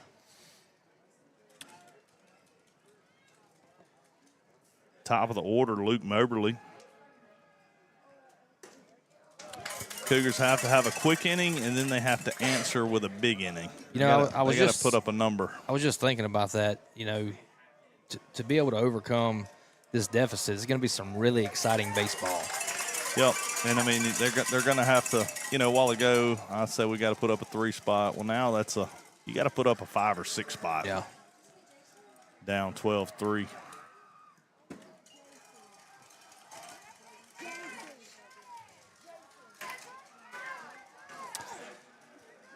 It's got to play with a little more urgency.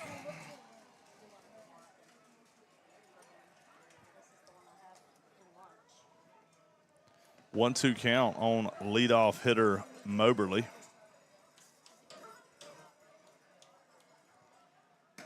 In there first. There's a call strike.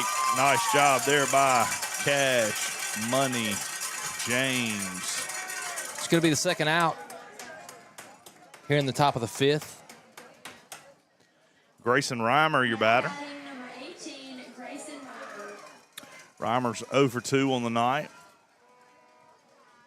Ground ball to short and a strikeout. There's a ball popped up. Looks like it's going to get out of play.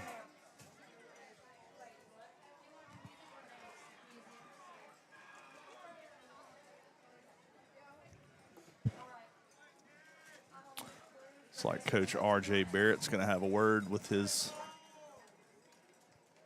hitter.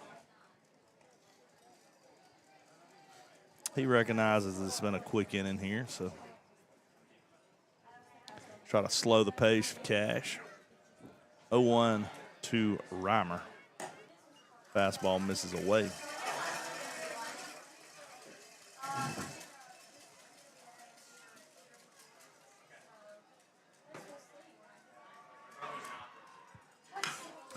There's a ground ball to third, fielded by Lawrence, throws across. Nice play, but not in time. Infield single for Reimer. Let's go! Brings Cruz Albritton to the plate. He got hit by a pitch his last at bat. He is hitless in this series. 14, Cruz Albritton.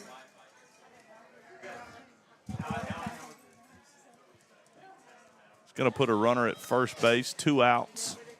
Left-handed hitting Albritton. Takes the ball away.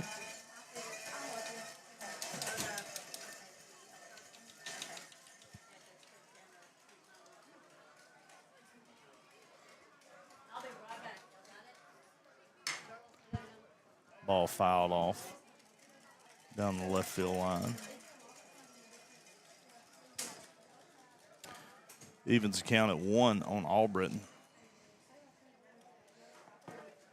Throw to first base. Runner gets back.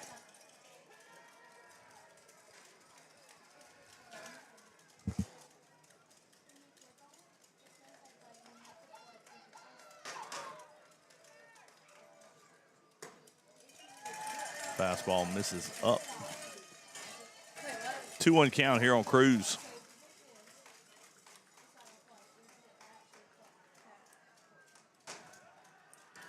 Another throw over.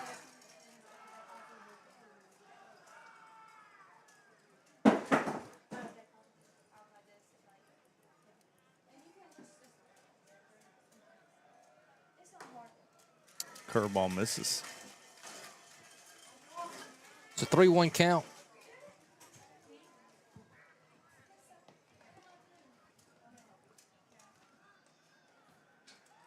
Runner goes from first. It's going to be a walk, ball 4. Albritton has reached base his last 2 at bats. Hit by a pitch and a walk. It's going to put 2 runners on. It's kind of what we talked about, man, getting out of innings. 2 outs, infield single, then a walk. First and second, 2 outs. Up to the plate for Tri-County, number 13, Brian Bergeron. He doubled his last at bat, drove in 2. He's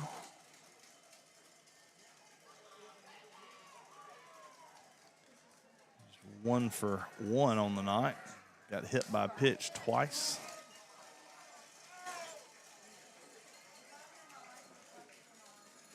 Two-0 count.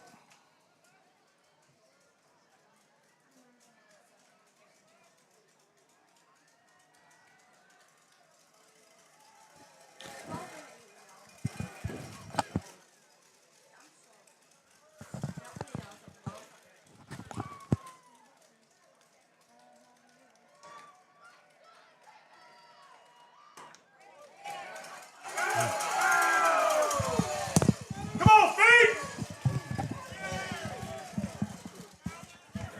3-0 count. Of course, that one pitch has nothing to do with the. That's literally the same pitch. 3-1 count here on Bergeron. Cougars have bigger issues than that non-call, though. It's frustrating. But there's a ball hit up the center. middle. Fielded by Stewart. Could Runner have comes another play at around, the play plate. The runner gets there safely. Pushes the score to 13-3. 2 outs. Runners at first and third.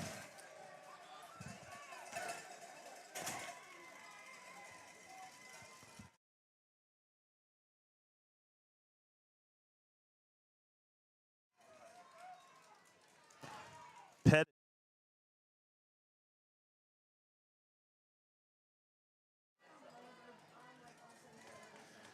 Sawyer Pettit.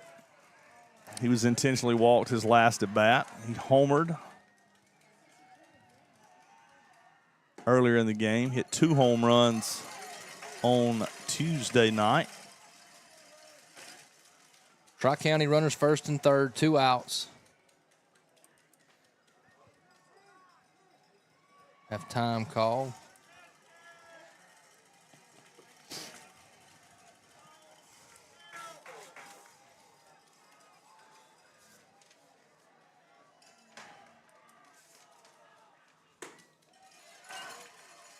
Curveball up.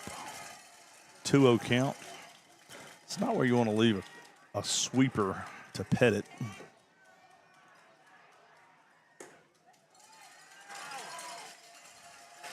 .3-0. They are perfectly okay with walking him, I would imagine.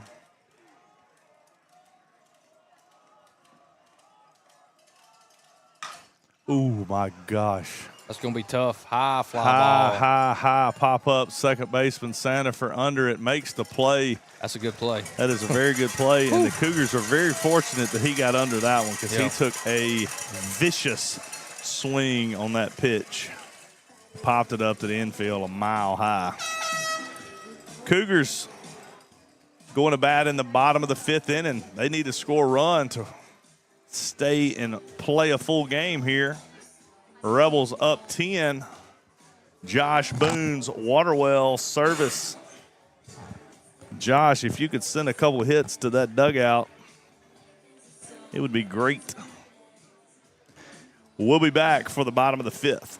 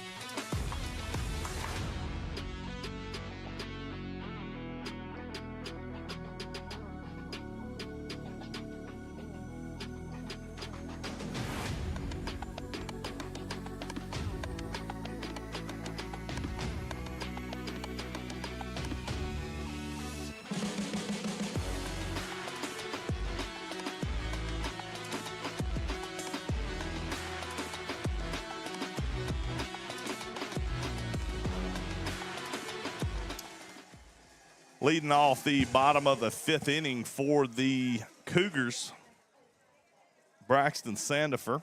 Now batting number 7, Braxton Sandifer. Braxton flew out to left field his first at bat. Takes a fastball in. On deck for the Cougars will be number 2, Cash James. Like you said, Cougars got to get one across the plate to stay alive and move on to the 6th. That was a call strike. 1-1 count on Braxton. But you're also at the point of the game down 10 runs. You need a lot more than one run to try to win this ball game. Yes, sir. Need like an 8 spot. Ball hit out to shortstop. Fielded by Reimer. Makes the throw over. 4 out. Number 1.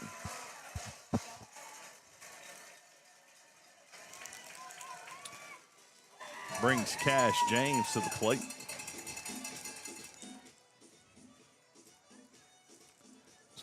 Maybe this high chew that I'm fixing to eat is going to bring us some luck right here.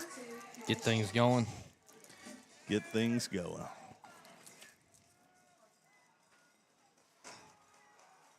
Maybe the sugar will calm my nerves a little bit. First pitch outside is going to be ball 1.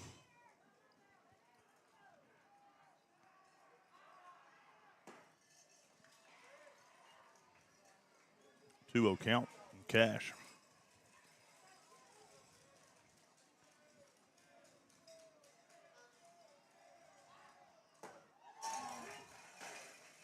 Two-oh pitch in for a strike. 2-1. Could be a situation where we're taking and we get a strike. Try to make the pitcher throw a little bit.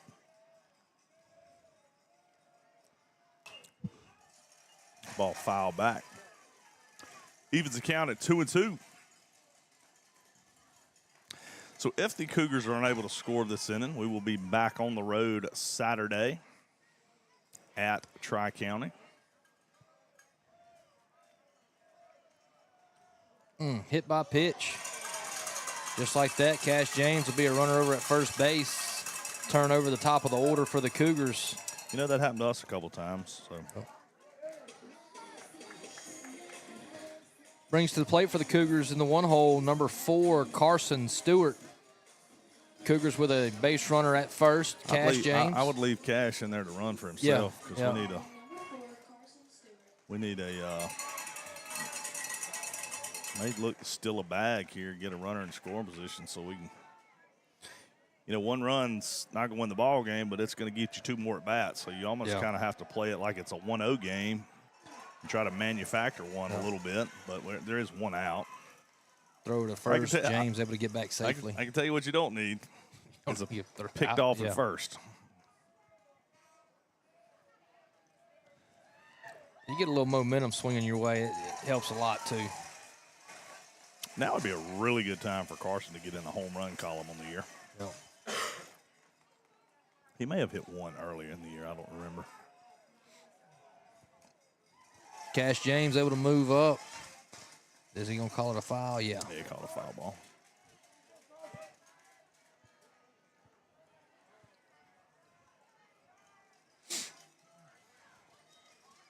O2 count on Cash James. Carson Stewart. I meant, yeah. Cash James, the base runner on first. That pitch away. It's going to be 1-2.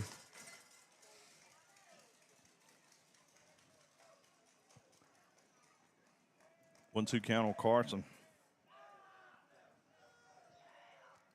Ooh, my goodness gracious. Fastball obviously up.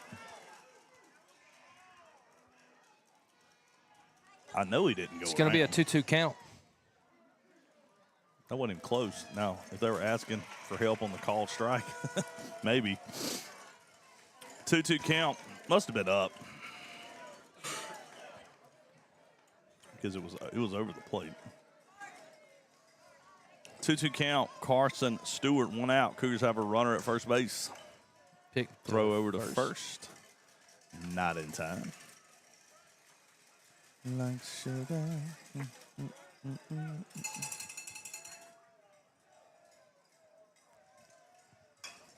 That's going to be... Ball hit out to second. Only play is to first. Was Cash running on the pitch? I couldn't tell. Thought they may squeak by the second baseman, maybe, but... Runner at second base for the Cougars. 2 outs. Corbin Lawrence, your batter. Corbin does have 2 hits tonight. Cougars looking for a hit and a score run to extend this game.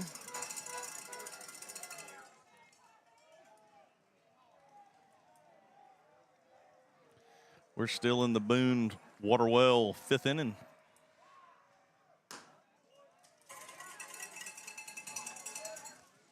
think the Cougars hitting well is run dry. How'd you like that? Kind of played on the sponsor a little bit. Oh, boy.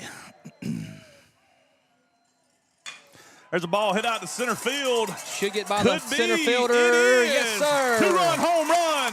Corbin Lawrence. We are playing more baseball tonight, Kate. Third hit of the night for Lawrence.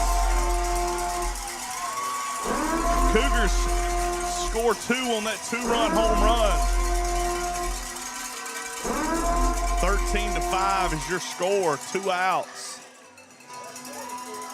That's what we needed right there. Yes, sir. And just like we talked about, hey, 2-out home run. Get a little momentum swinging your way. Good job there by Corbin. They need to string a couple together here. That was big.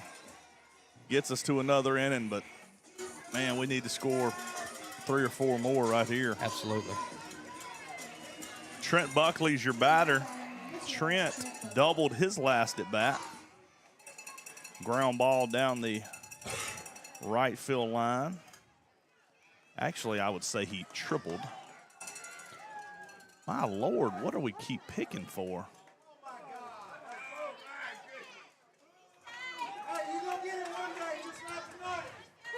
I said picking, I meant appealing. Obviously, they think we can't run the bases, which I do. Now that it's over and done with, I'm pretty sure Trent missed home plate. A few innings ago. You know, We can always hit the rewind button. Review the yeah. footage.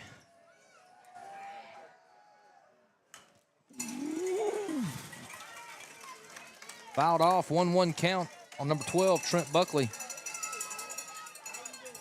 On deck, you have number 5, Roman Lawrence.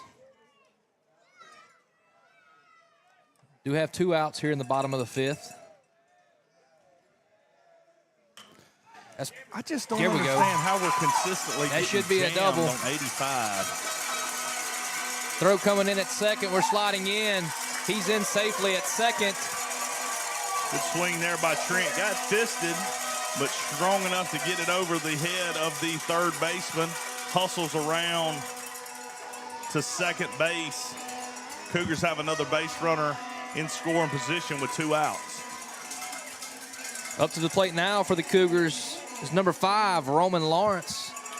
His younger brother, Corbin Lawrence, with a 2-out, 2-run homer earlier in the 5th inning. It'd be nice to match brother here. Jump all over this fastball, Roman. Oh, man. Popped up high, pop up. Could be center trouble. field. Could be trouble for the second baseman. Oh, Right man. fielder comes in and makes the play. Got under that one. Good swing on a fastball. High.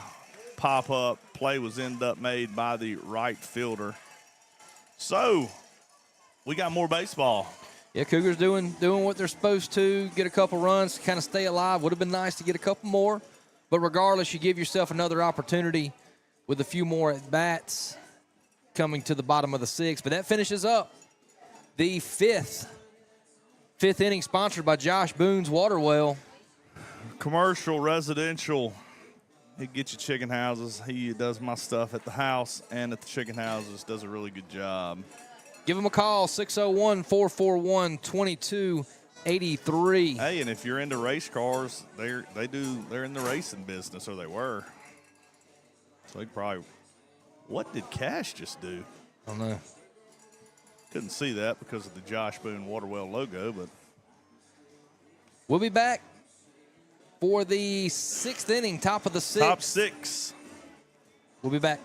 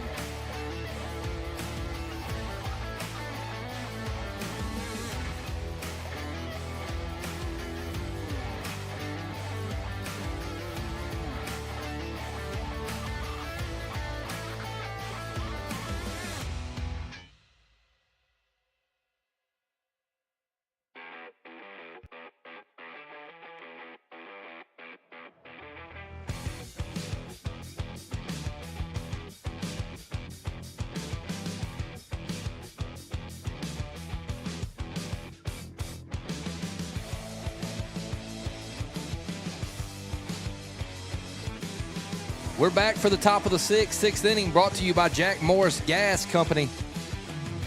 Jack Morris Gas Company, your sixth inning sponsor. Jack Morris, I'll be down there tomorrow to pay my propane bill. Who is this batting? Cash James. Go Hayden ahead. Hunt. Hayden Hunt batting. Ball hit up the middle is going to be a base hit. Cash James still doing the pitching for the Cougars here in the sixth. Let's see. Who did I say that was? That was Hayden Hunt. Hayden Hunt. That'd be another single for him. He's 2 for 2 with a walk. Brings up younger brother, Cade Hunt. He's 2 for 3 on the night. Yeah, that ground ball gets Cash, thought he may have a chance to get his glove on it, but squeezes by him. Tri-County has a runner on first base, nobody out, top of the sixth. Looks like the Cougars have a little action in their bullpen. Looks like we got a new right fielder, Ryder Earls. So that tells me Roman Lawrence is probably in the bullpen getting loose. And we may see a change here. Between innings, I mentioned something about Cash, and then I saw him get some, taking a shot of mustard. Looks like he may be dealing with some cramps. Could we see a pitching change here?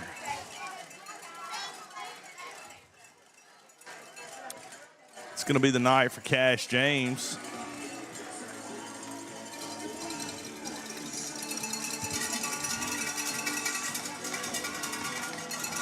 Let's see what's going on here.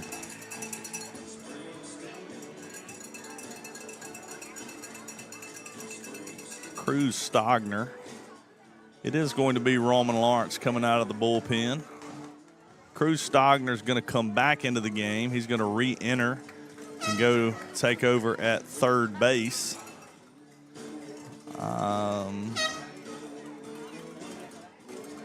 Looks like Reed Duncan is going to go out to right field.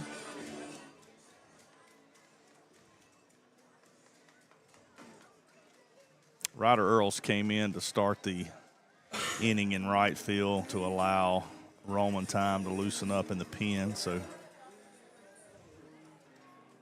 Roman is re-entering the game. So Cash is Cruz is coming. Not Cash, not Cruz. Ryder is coming out of the game. So defensively for the Cougars, Trent Buckley being left, Carson in center, Reed Duncan has moved to right field. Cruz Stogner back in the game at third base, and Roman Lawrence is doing your pitching for the Cougars. 13-5, Cougars trail.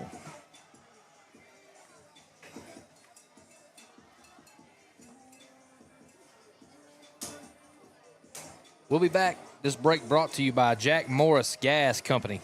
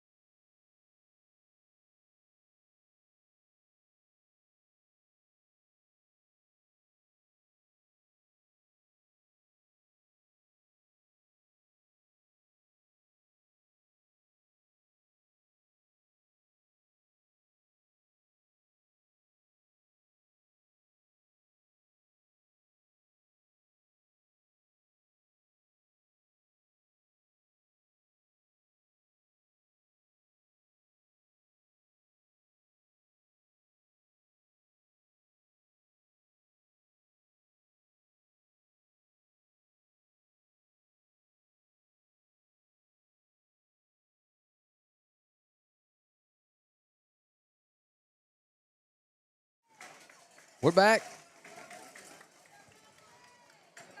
Doing the pitching for Columbia Academy is Roman Lawrence.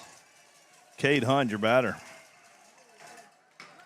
Bunt back to the pitcher. Fielded by Lawrence. Going to go to first for the out. For an out.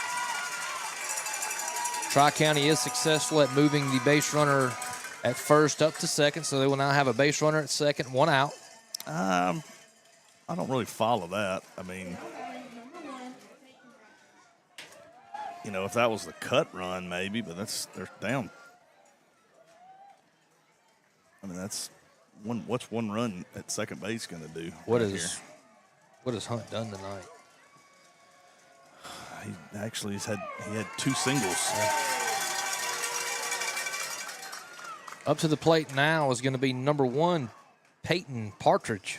I mean, if you're doing that to stay out of a double play, you must not have a lot of confidence in your arms to hold a 13-5 lead in the top of the 6th.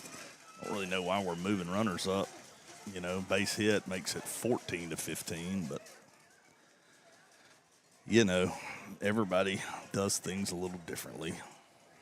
Do you think I would have bunted up 13-5? No. Absolutely not. Do you think I would have bunted? No. Okay. I didn't have to finish. You didn't have to say. Hey, but I can tell you what we wouldn't do. We wouldn't take fastballs down the middle, would we, Kate?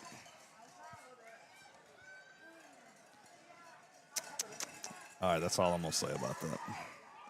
Curveball from Good Lawrence. pitch. Lord, have mercy. Must have been down. 3-1 count here on, who is this?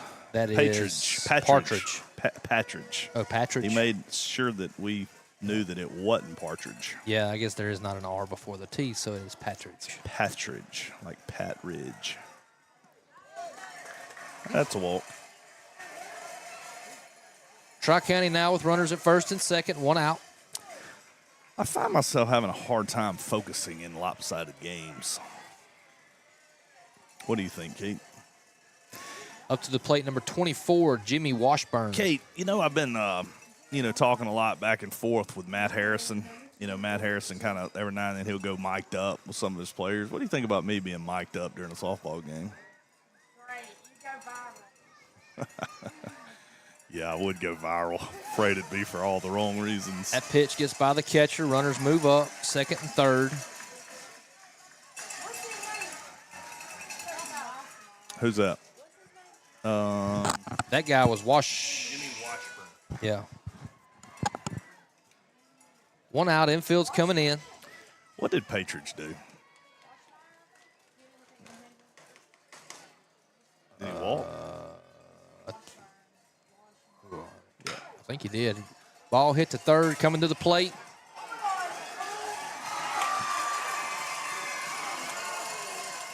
Got to be able to catch and throw. Can't catch, can't throw, can't play.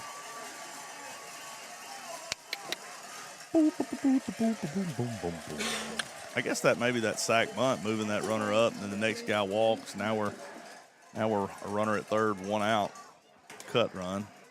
Of course, Cougars still have the bat, but kind of got away from him. Look at there, Kate.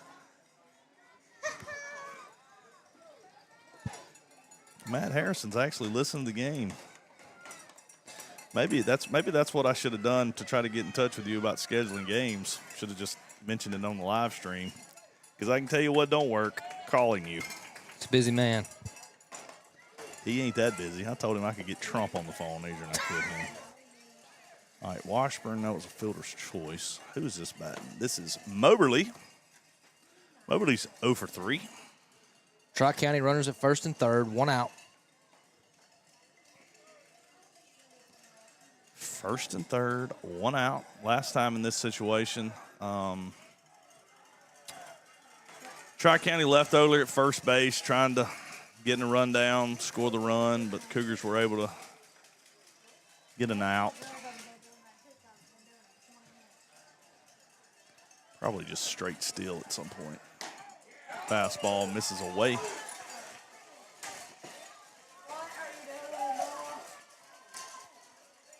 Let's go, Roland.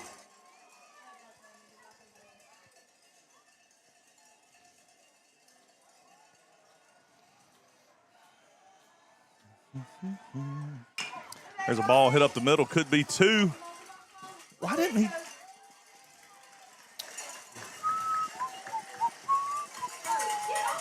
It's going to be second out. Tri-County is able to get another run.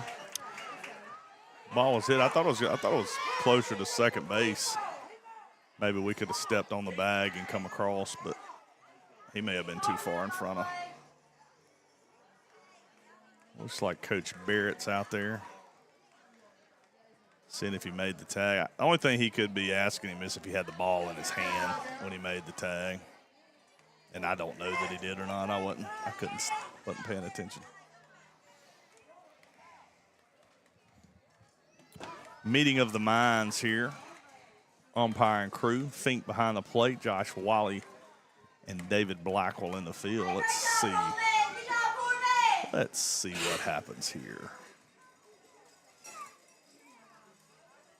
He is safe. I don't know. I guess he could have missed the tag altogether. But I think he tagged him. I think he tagged him, but he had the ball in his hand. Couple routine plays, man. You just got to make the play. Got to make the outs you're supposed to make.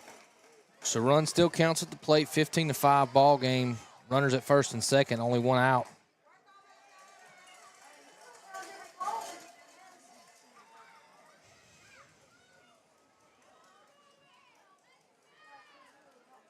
Cougars just playing a little sloppy baseball.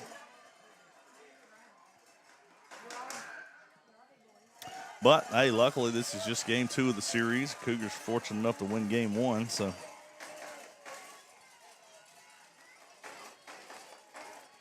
Baby Merritt has 2 basketball games in Biloxi on Saturday that I guess I will not attend.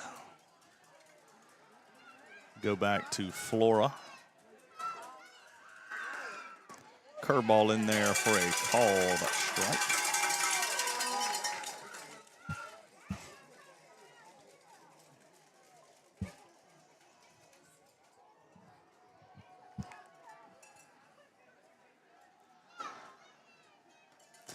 We got 2 of Simpson's finest listening tonight to our game. One of them obviously is already mentioned. State champion coach Matt Harrison. Would you like to guess the other one, Coach Lyle? I'm going to say Wayne Bass. That's a good guess. I give you like half a point, but no, you're wrong. Oh, well. That would be Simpson Academy legend, Mr. Brett Duncan. Okay.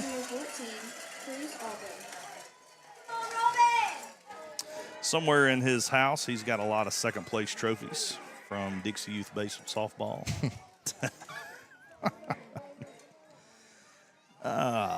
Cougars have 6 hits on the night, 3 errors. Cruz Albritton, the batter. You know, those 3 errors, there's probably like, it's really probably more like 6 or 7 because you throw some mental errors in there. Don't show up in the books as an error, but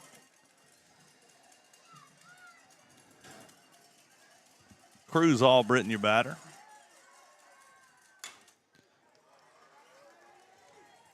He is 0 in the series, but he has reached base his last 2 at-bats. Got hit by a pitch and walked.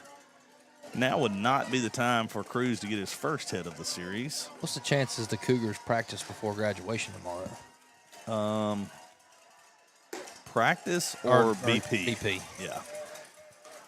1000% BP. What do you think, Kate? Sir? Kate's not paying attention. She's Hey, you got to be locked in, man. You got to score. You got to keep the gotta focus, scoreboard right. Kate. She's locked in. She's doing her job, keeping that scoreboard right. What's the count, Kate? 2-2 count. Cruz Albritton. Is there still just 1 out? Yes. Holy smokes. There's his first base hit. Drive out the left field. Grand slam. Grand salami for Mr. Cruz Albritton. It was only a matter of time before he barreled one up. I think that is his 15th home run of the year on the season.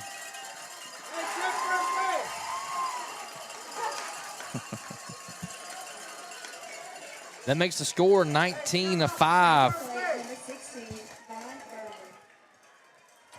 I think I'm going to quit trying to write this down. Up to bat now for Tri-County, number 13, Brian Bergeron. Bergeron got hit by a couple of pitches, and he doubled. I don't know what else he did. Pretty sure he was on base. Yes, he's got 2 hits. 2 for his last 2. Cougars need 2 more outs. Graduation is tomorrow night. I think some of the Cougars have checked out a little early.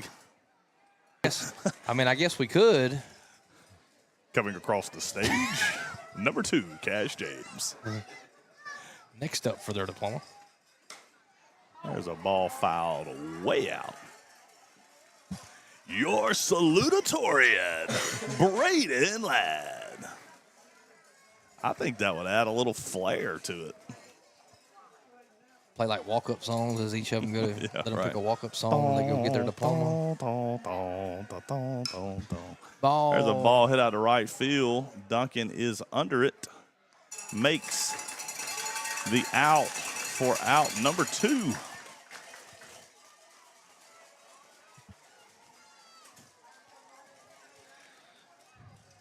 Two down here in the top of the 6th inning. Brings Sawyer Pettit to the plate.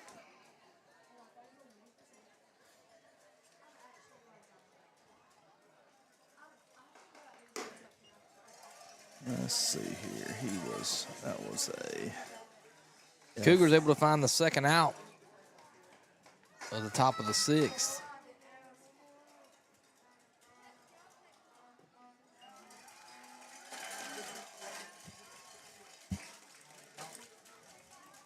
Two-0 count to Pettit. Pettit hit 2 home runs In Flora. on Tuesday in Flora. And he hit a home run. Now, I feel like that 2-run home run kind of was the dagger, you know. Could have got out of it, you know. I think it's like 5-1 at that point. That hit made it 7-1, and then it just kind of kept on.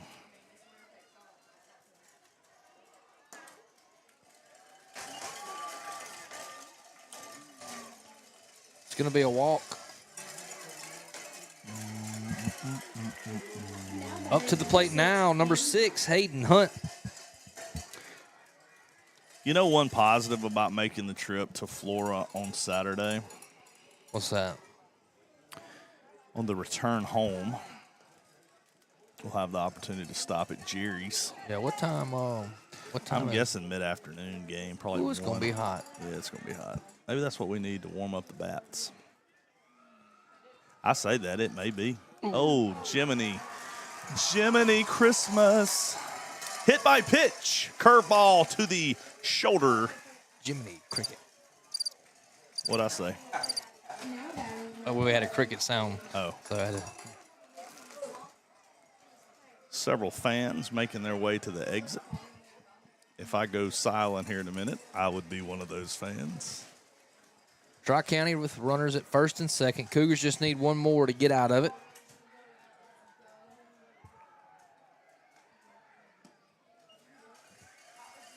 That pitch low for ball 1. At the plate for Tri-County is number 11, Cade Hunt. Lawrence with the 1-0 pitch. Gets him swinging. Swing and a miss. It's going to be a 1-1 count. Who's this batting? Cade Hunt batting.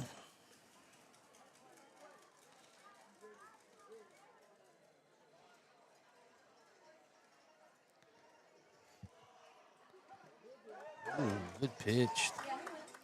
Ooh, he called that a strike. He did not go around. That's a, you know, Rallman throws a big curveball, but he throws a splitter. That's what that was, 76 mile an hour. The barrel just, I mean, the ball bottom just falls out of that thing. He didn't even come close to going around on that. You know, a couple years ago at BA, Fink almost threw me out of the baseball game. What'd you do? I was probably screaming at him from the first base dugout. First base coach's box. They typically don't like when you call them by their first name. Yeah.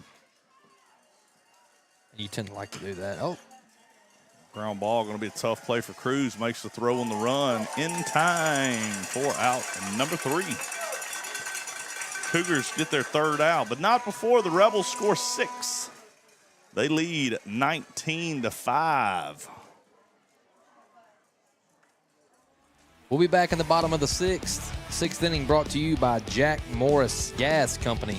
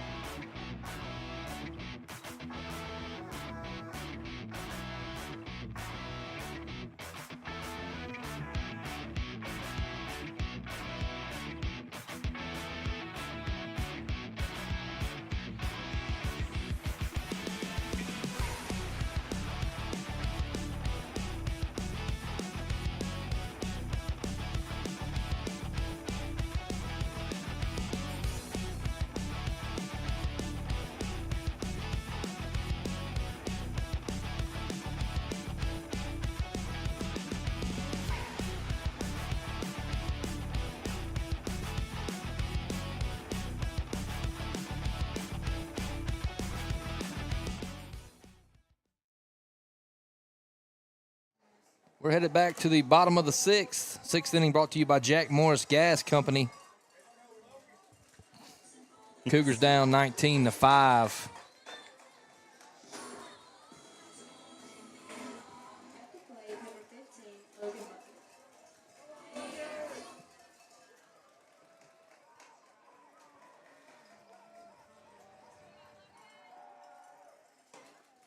First pitch to Logan, the strike.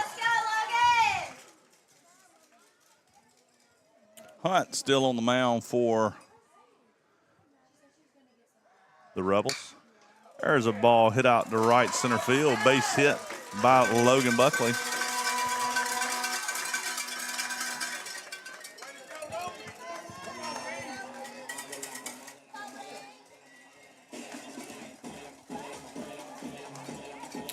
Brings Reed Duncan to the plate. Reed singled to right field. His first at bat.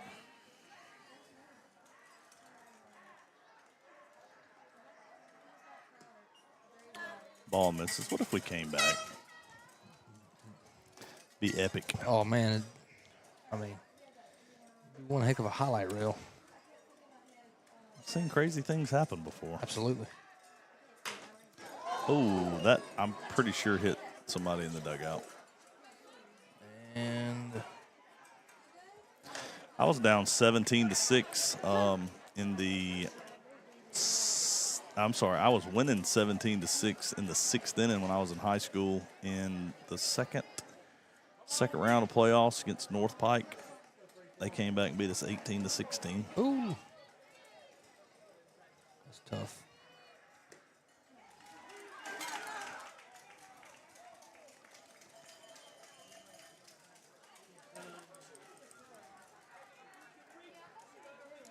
That was my junior year.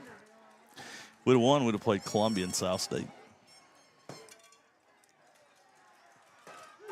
Freaking goodness.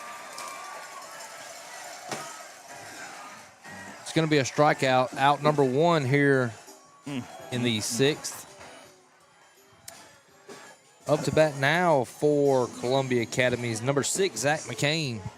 Cougars do have a base runner over at first base.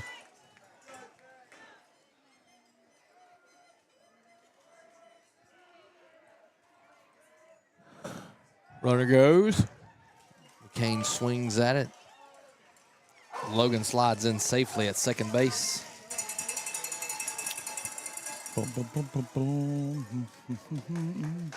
Two.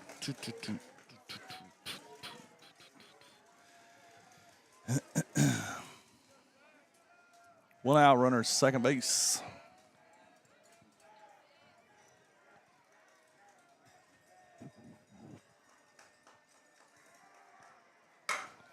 There's a base hit by McCain. Gets out to left field. Runners are going to be on the corners. First and third, 1 out.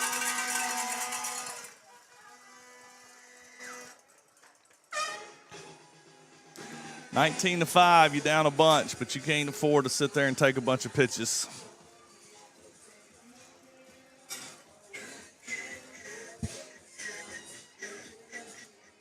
Wonder if I could have like 5 minutes with the group after the game.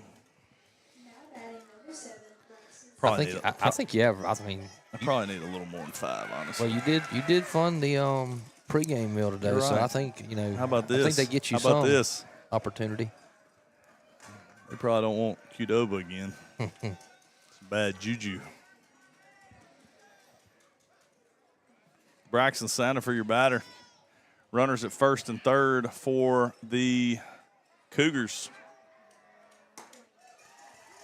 Fastball. Is that strike 2 or 1? 1. That That's first foul. pitch. Just fixing to ask Kate. She's pretty well locked in. Yeah, Kate's on it. Yeah. She's putting it up there before it really gets called by the umpire. If somebody's on their game tonight, it's Kate Fortenberry running the scoreboard. 1-1 count on Braxton. Cougars need 5 to stay, if my math is correct. Yes, because 4 would be 9. Yeah.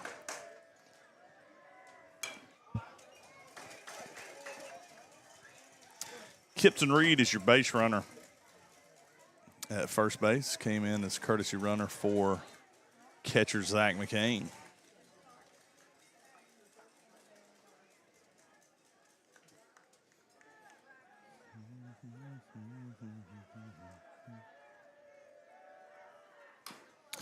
Ball fouled off. It's going to go foul.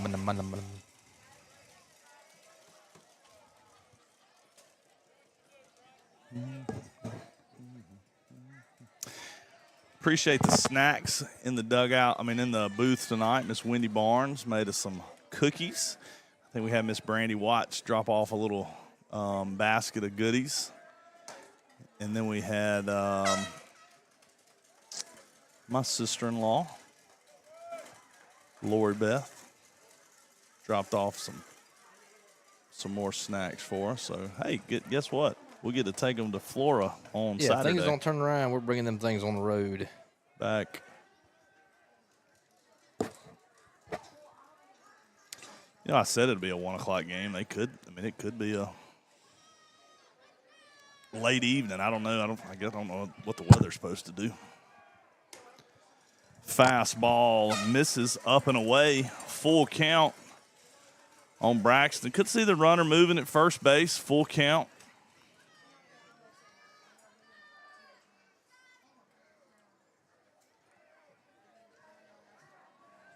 Third to first. Nope. Runner from Runner first goes. Ooh.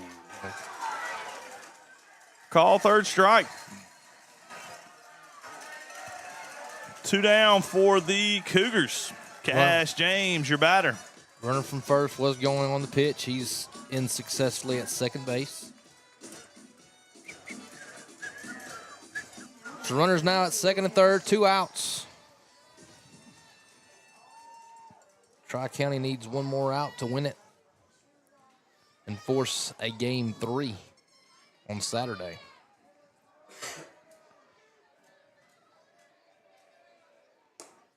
First pitch to Cash James, a strike. I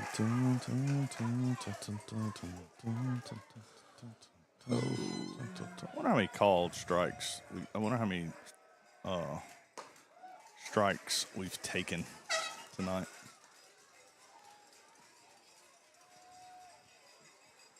couple. 1-1 count, Cash James. Swing and a miss. You know, this is their number 2 guy. When did he come in? Is this his 3rd inning or 2nd? You know, I feel like he'll start Saturday. Probably would have went to somebody else up 19-5. Ball tapped back to the pitcher. He's going to flip it over to first, and that is your ball game. Series is even at 1 apiece. Rebels take game 2, 19-5. We will be going back to Flora on Saturday. Time to be determined. We'll probably get a text later tonight for on that game time. Do have graduation tomorrow night here at Columbia Academy. Like to thank all our sponsors. Dungan Engineering, Jack Morris Gas, Josh Boone's Waterwell, 4D Surveying, Columbia Computers, Lakeview Transport, and Downtown Gym. This is the Dungan Engineering post game. This is Dungan Engineering post game. So Cougars unsuccessful. Last home game of the season, and it's going to put us on the road Saturday. Not sure of a game time yet. Does force game 3. That proves just how much and how big that victory in Florida on game 1 was. This is where pitching is going to be a big part of it. You know, and that's the thing with the Cougars. If you want to take take something positive going into Saturday, the one thing that the Cougars do have is pitching depth. So Saturday, not sure who will start. You got Zach McCain, who started a couple games for us this year. Trent Buckley, who has not thrown. Trent's a good right-handed arm. Zach's 86-90 from the right side. Buckley's going to be 88-90. And then you got Reed. Reed threw, I think, only threw 52, 53 pitches. And, he'll be available Saturday. I wouldn't think he would start, but I'm going to say he'll be available in relief. So really the only pitchers that will not be available Saturday would be Logan Buckley, who threw 120 pitches on Tuesday. And then Cash. Cash threw tonight, and I wouldn't think he would be available. Roman would be available. Zach, Trent, and I think Reed would be available to come in and throw as well. So still got a lot of pitching left, good pitching. But hey, it's kind of a do or die situation now for the Cougars. Yeah, and I would Winner say take all game 3. Cougars are far from out of it. I think game 3 is going to be a real good game. We talked about it in game 1. Tri-County is going to be a scrappy bunch. They're going to fight. They're not going to lay down. They're a good ball team. So, yeah, Cougars just need to bounce back from this and move on. And Cougars played very similar to the way Tri-County played. Got some base runners on early via walk. And we kind of talked about it earlier that, there were 2 or 3 hits away. Columbia was 2 or 3 hits away from really blowing the thing open on Tuesday. The difference in this ball game tonight was Tri-County got those 2 or 3 hits when they had some runners in scoring position and kind of manufactured some runs. The inning they scored 5, they only had 1 base hit, and it was an infield single. But when you get base runners on and you get a couple ground balls, you score those runs, and then, 2-run home run kind of knocked the thing open in my mind, put the score at 7-1. But, hey, just game 2. Cougars will be ready to go on Saturday. Not sure of the time yet, but I'm sure it'll be announced. They've probably discussed it, right here. So I'm going to say we'll know later tonight what time it is. I would guess mid-afternoon, 2 o'clock. But we'll see. We will be on the road bringing it to you. As always, we do appreciate sponsors to help make that happen. Another thing I want to mention, West Marion Lady Trojans, game 1, they won that one. They lost today in game 2, so they have a very big game 3 tomorrow morning in Hattiesburg at Southern Miss at 10 o'clock. If you have an opportunity, go support those girls. That's another big game. Game 3, really good group.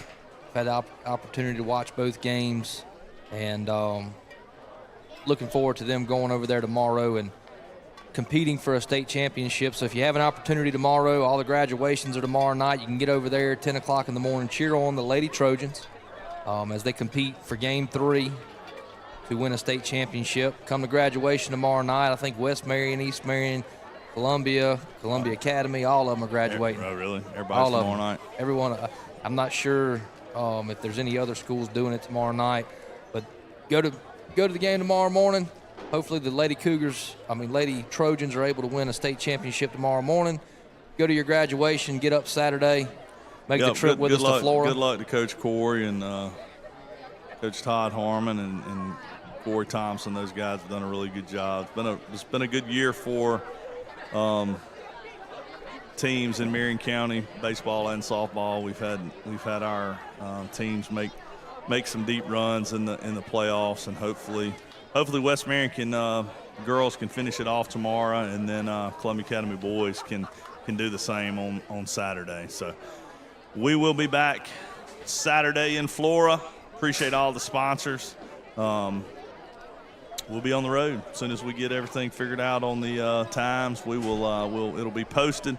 So check the Facebook page, Columbia Academy Cougars or Columbia Academy Baseball. Times will be posted soon. We'll be back. We'll be back Saturday. Looking forward to it.